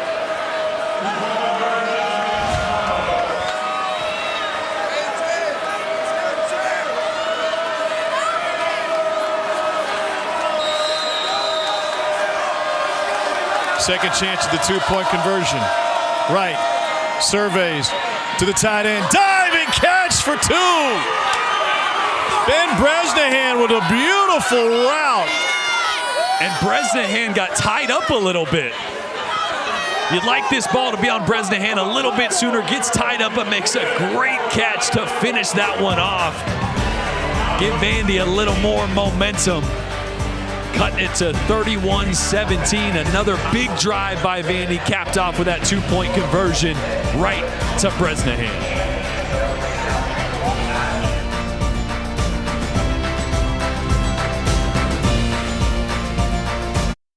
SEC Saturday Night is presented by T-Mobile, the leader in 5G, America's largest, fastest, and most reliable 5G network. Senior night here at Ole Miss. Honored 26 seniors before the game, and others, including Matt Corral, who announced this would be his last game at Vaught Hemingway Stadium. And the thought with the short week for the Egg Bowl guys is, ideally, as heavy favorites, Ole Miss would have loved to have gotten some of these starters off the field a lot earlier. I provided that opportunity. You get Bingo back, who Lane Kiffin told us about 70%. Wanted to get him some game action, get him comfortable. Obviously, Matt Corral's been battling that injury to his lower extremity. Probably didn't want him to go 4 quarters tonight either, especially with that short week. Got 5 days away, but I tell you what, you look up at the scoreboard, still a ball game. I mean, a big drive here for Ole Miss to put this away, but they've stalled a little bit this second half. Yeah, I think it's like you said earlier in the broadcast, Jordan, the run game's got to get going. I think some of the traditional runs, inside-outside zone duo, this offensive line's got to step up. They've been great the majority of this year. This is where they need them now. Snoop Connor in the backfield now next to Corral. Fake to Drummond, now looking deep. Plenty of time. Corral lets it fly after directing traffic, and coming back to get it for a first down is Ja'Cour Pearson. Who needs run plays? Yeah. Don't listen to us. You guys right? are geniuses. No, I love it, though. You see how hard Corral pumped to start that. He wanted to pump to the right, hit a deep shot to the left. It wasn't there, bot time, and then just pointed downfield. Hey, Ja'Cour, go that way. That is his backyard ball, man. And here's that run game. Snoop Connor, junior from Hattiesburg.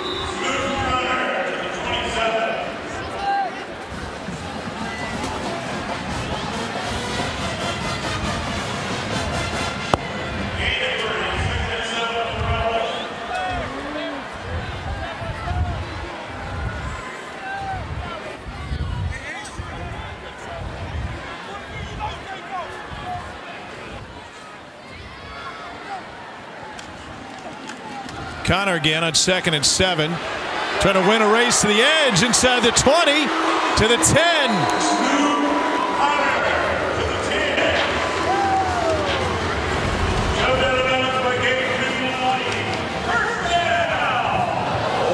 We talked about duo. You see the double teams right off the bat, and the play's just going to track backside. And the beauty of duo is it can hit anywhere. Snoop Connor cuts that thing all the way back across the intended area. It's going to hit. Back to that ground game. And they will run it again. Not afraid. How about that finish from Nick Broker right there? 64. Anthony Orji in on the tackle. You go back and watch the LSU film. Ole Miss was coming out of their own end zone. They got duo going. I think they ran it 6 consecutive plays.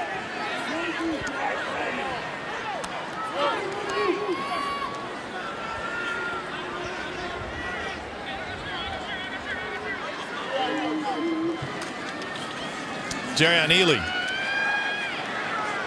This Vanderbilt defensive line, the linebackers doing a fantastic job tonight. I'm watching the analytics guy right here just tell Kiffin it's a no-go on 4th down. So he said there's not a yardage here. This would be a field goal situation. So 1 down to get a touchdown, or Vandy will force a field goal here. Pearson fake 2. Corral fires. Intercepted! Vandy with the takeaway. Just the 3rd interception of the season for Matt Corral. And Lane Kiffin's going to need a new headset here. Try a little misdirection. Try to fit one in the end zone there, and Vandy linebacker right there to make a huge play. And looked up earlier, it's a ball game. Ethan Barr with the takeaway, Vandy football.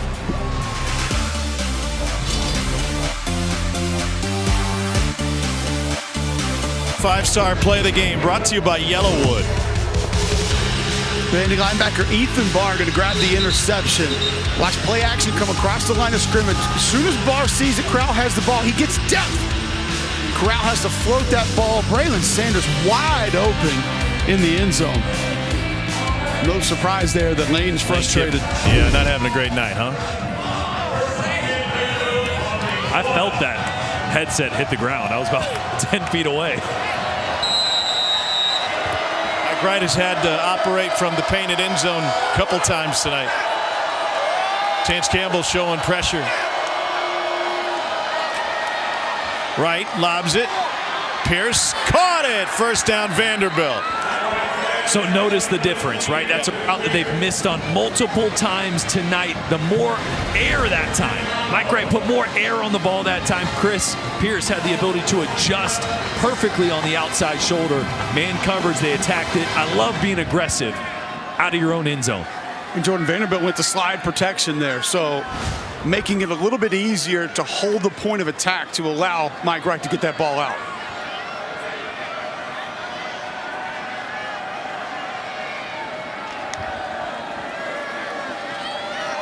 Wright was looking for his tight end. Now he's got to run with it.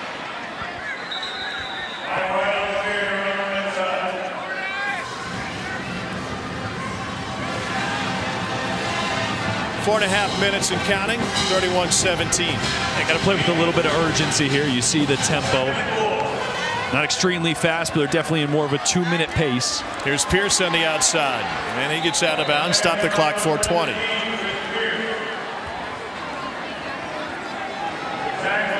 It's almost like Mike Wright is more comfortable with this tempo than what they were doing earlier. Well, you think about it, when you go tempo, there's a package of plays, usually 10 to 15, especially pass concepts that are more like day one or week one installs. So it's stuff that are more basic that you run all the time. So a quarterback, you know him like the back of your hand. You don't have to think about it. You just react. So a lot of times, young quarterbacks especially will be a lot better in the 2-minute situation. Obviously, there's 4 minutes on the clock, but they're in a 2-minute situation with the pace that they're pushing in the package that they're using right now for Mike Wright.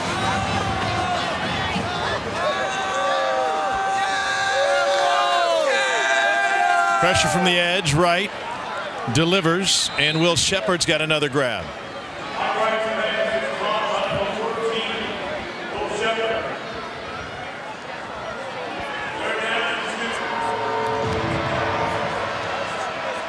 To the ground game now, and Rocco Griffin.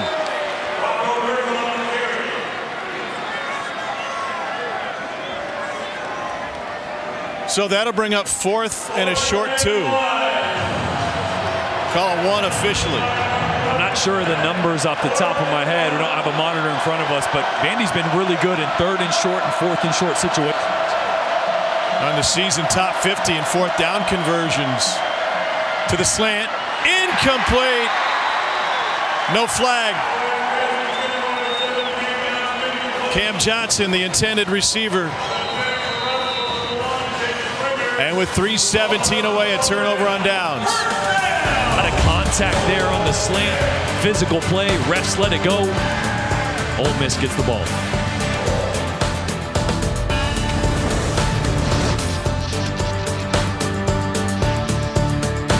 (31-17) lead for Ole Miss. Tom Hart, Jordan Rogers, Cole Kublik on this other side. We came down the field to get another perspective on the speed and the power in college football. And there's a lot of great takeaways, I think. One of the big ones, if you're a Vanderbilt fan, they're playing a great game tonight. Yeah, and Mike Wright has added an element to this offense that they didn't have, the escapability, and really looked good in the 2-minute drill before they stalled on that 4th down conversion. But Vandy showed a lot tonight. Well, they have frustrated Lane Kiffin, especially with Ole Miss's offensive inefficiency. Matt Corral still in the game. Snoop Connor. Well, very nice of you to allow us to come down into your territory for an evening. I've enjoyed having you guys down here, and so the general public can learn how soft you are and how you got cold and have been demanding snacks the entire time. Hold up. Soft? I was talking to Tom. I brought a jacket, and I'm not wearing the jacket.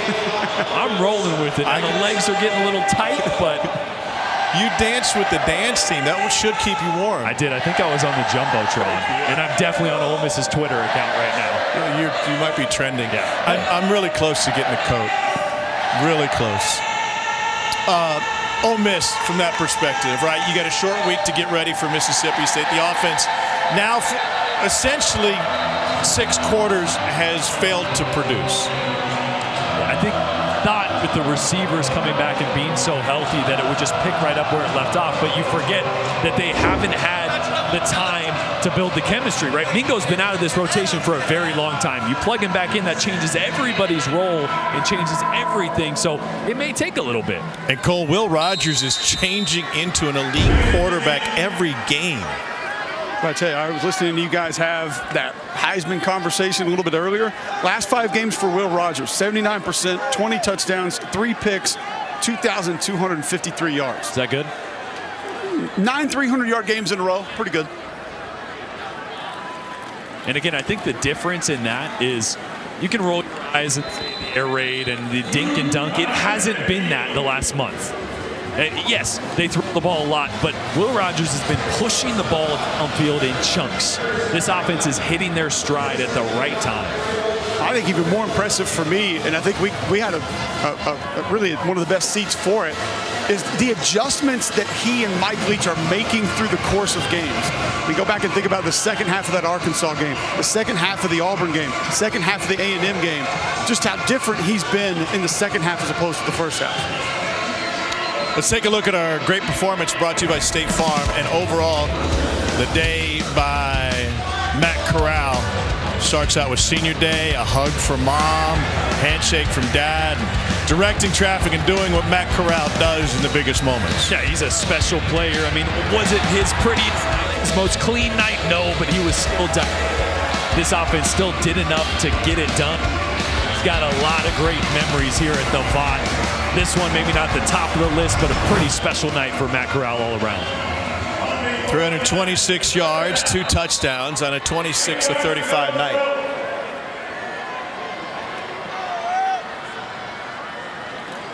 So count as a pass to Ontario Drummond. Vanderbilt 1 timeout remaining. And it just tells you what I think of Matt Corral and what he's done in his career to say, oh, it was just an 326, 2 touchdowns. And I think he really wanted to come out here, throw 5 or 6 touchdowns, get things going here, heat up that Heisman conversation again. It didn't really go in that direction, but still a great night for number 2. I mean, I wanted to go to City Grocery and have a big dinner, but sometimes you don't always get what you want, Tom. Sometimes work gets in the way.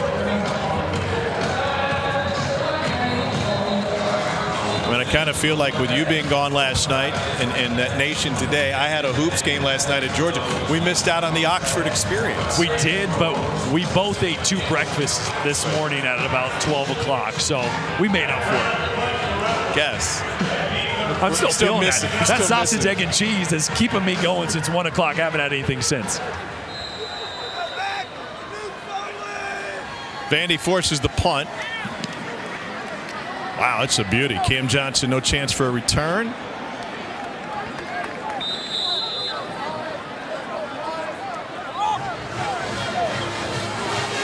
.249 to play. Vanderbilt used its last time out before that 4th down play, so Mike Wright down a couple of scores. Don't have much time to mess around. No, and if you look at what has worked best, it's been Chris Pierce on the outside.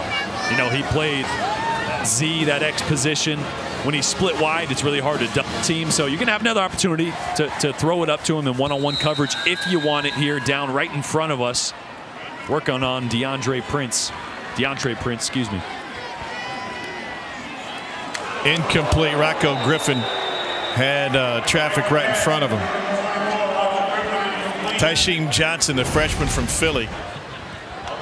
Yeah, that's one of those that you want to airmail it over your running back, right? You're working inside first. You panic a little bit. You go outside. You know he's going to get hit. Throw that about 5 rows deep. Pressure from the edge from Sam Williams. Right with a jump pass nearly picked. 3rd and 10.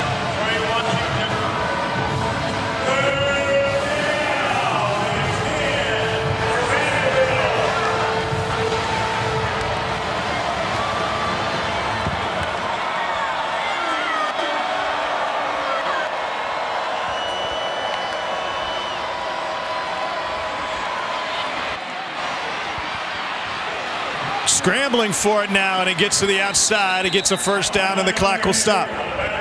Boy, isn't the speed impressive down here on the sideline? had a pass play dialed up, trying to get a ball to the sticks on the right side. Mike Wright does a great job of listening to his feet. As a quarterback, you step up, you hitch once, you hitch twice. After that second hitch, the ball's not out. You got to make a move, and he did to keep the sticks moving. Oh, Pierce could have gotten out of bounds. Instead, he goes back to the numbers. That's going to cost Vandy some time. Clock rolling at 2:12.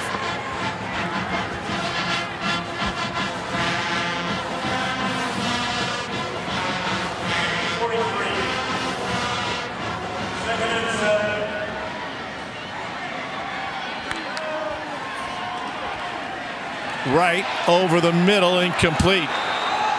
3rd and 7 coming up. Boy, Sam Williams on that play. Looked back at the referee looking for a flag. He came hot around the edge. Got hooked a little bit by Tyler Steen. Not quite enough for a flag, but these are the situations that Sam Williams is so dangerous. Knows it's a throw every single down, pinning his ears back and coming after Mike Wright. Wright stepping up again on 3rd and long. Sprints towards the sideline and able to get to the Ole Miss bench area. 1:45 on the clock.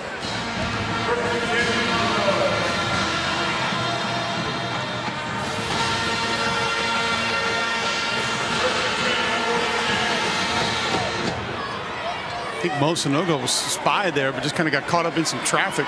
Couldn't keep up with the quarterback. Wright pressured, flips it out. Griffin has the sideline and takes a shot and goes out of bounds.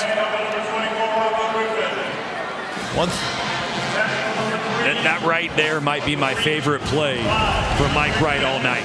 And you may overlook it, but he got pressure in the pocket, and immediately his first reaction was, where's my check down? That shows growth and development. Spit the ball out to your running back in space. Let him make a play. Crossing routes, he's able to go to the tight end, Schonenwald. Down to the 14-yard line, 1:27 now and rolling. There's an injured player on the field for Ole Miss. That'll stop the clock with 1:27. Jamon Gordon.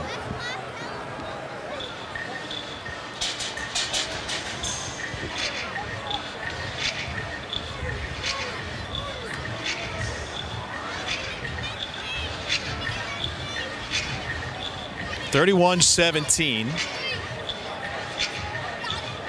Athletic training staff out checking out Gordon, and Vanderbilt able to take advantage and get a free timeout. They're out of timeouts. They're looking at Gordon's left ankle, lower left leg. And now, as a young quarterback, Mike Wright gets some time to slow things down a little bit. Yeah, and he's talking to play caller Joey Lynch, and really Joey's giving him 2 plays, right? So here's what we're going to do first, and if that stays in bounds, let's tempo to the line of scrimmage, and here's what we're going to run next. So really important that you have 2 plays in case there's a sack, and you got to hurry up. You don't want to wait on a play call.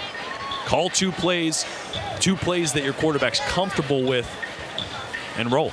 A couple opportunities on this drive for Vanderbilt receivers to get out of bounds. Pierce a couple plays ago didn't do it, fighting for yardage. The clock seems so much more important down 2 scores. It is. But you also look at, with no timeouts, right? They're going to have to onside kick as well. Sure. So yards and points are paramount, right? You'd love to save as much time as possible, but got to score here regardless. So guys probably will fight for the extra yards here. Ole Miss has not been able to get pressure on Wright. Williams, number 7, the single-season sack leader for Ole Miss, lined up over the right tackle. It's going to be cover 1 here. Wright looking in zone, just off the hands of Cam Johnson.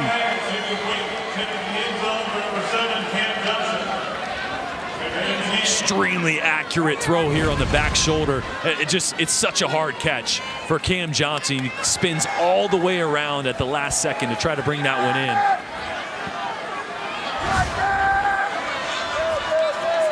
Ole Miss manning up here across the board. On 2nd down with 1:21 remaining. Pressure from the safety.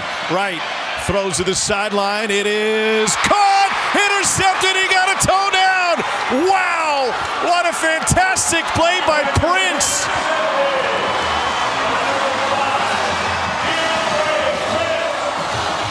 The result of that play looks like a little divot from Jordan's wedge. I'll tell you what, let's look at the replay. He's in. That was his toe right there. A heck of a play on the sideline to bring that one in. Man, that is a big-time play by DeAndre Prince, and a look from Pylon Cam to confirm.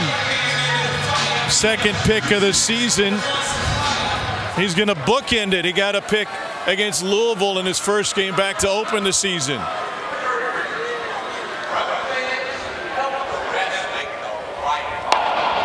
Ruling on the field of interception is confirmed. First down, Ole Miss.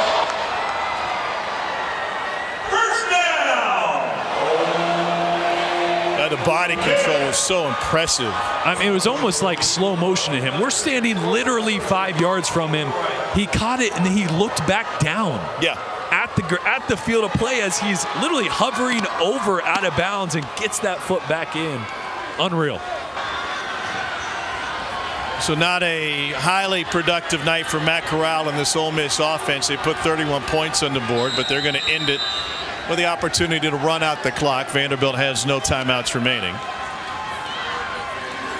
Going to get it out of the end zone, and they'll do that. How about DeAndre Price from the Pylon Cam? This might be the best view you're going to have from it. Oh, yeah. Look at this. Look how far out of bounds he is. Yeah, 99.9% of his body is across the line. We're right there. I was right there. We're right over his feet. Hey, look, you're on TV. There.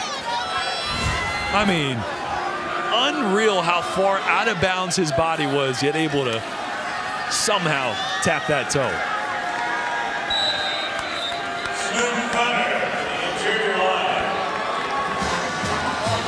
Size 13, left a divot in the sod here at Jerry Hollingsworth Field, just inside the 2-yard line. Clock will run out on Vanderbilt, and this will be the final time Matt Corral leaves the field as an Ole Miss Rebel in Oxford. Yes, the Egg Bowl next week in Starkville, and a bowl game in Ole Miss's future. The question remaining is how great a game could Ole Miss end up in? Their rivalry will decide that.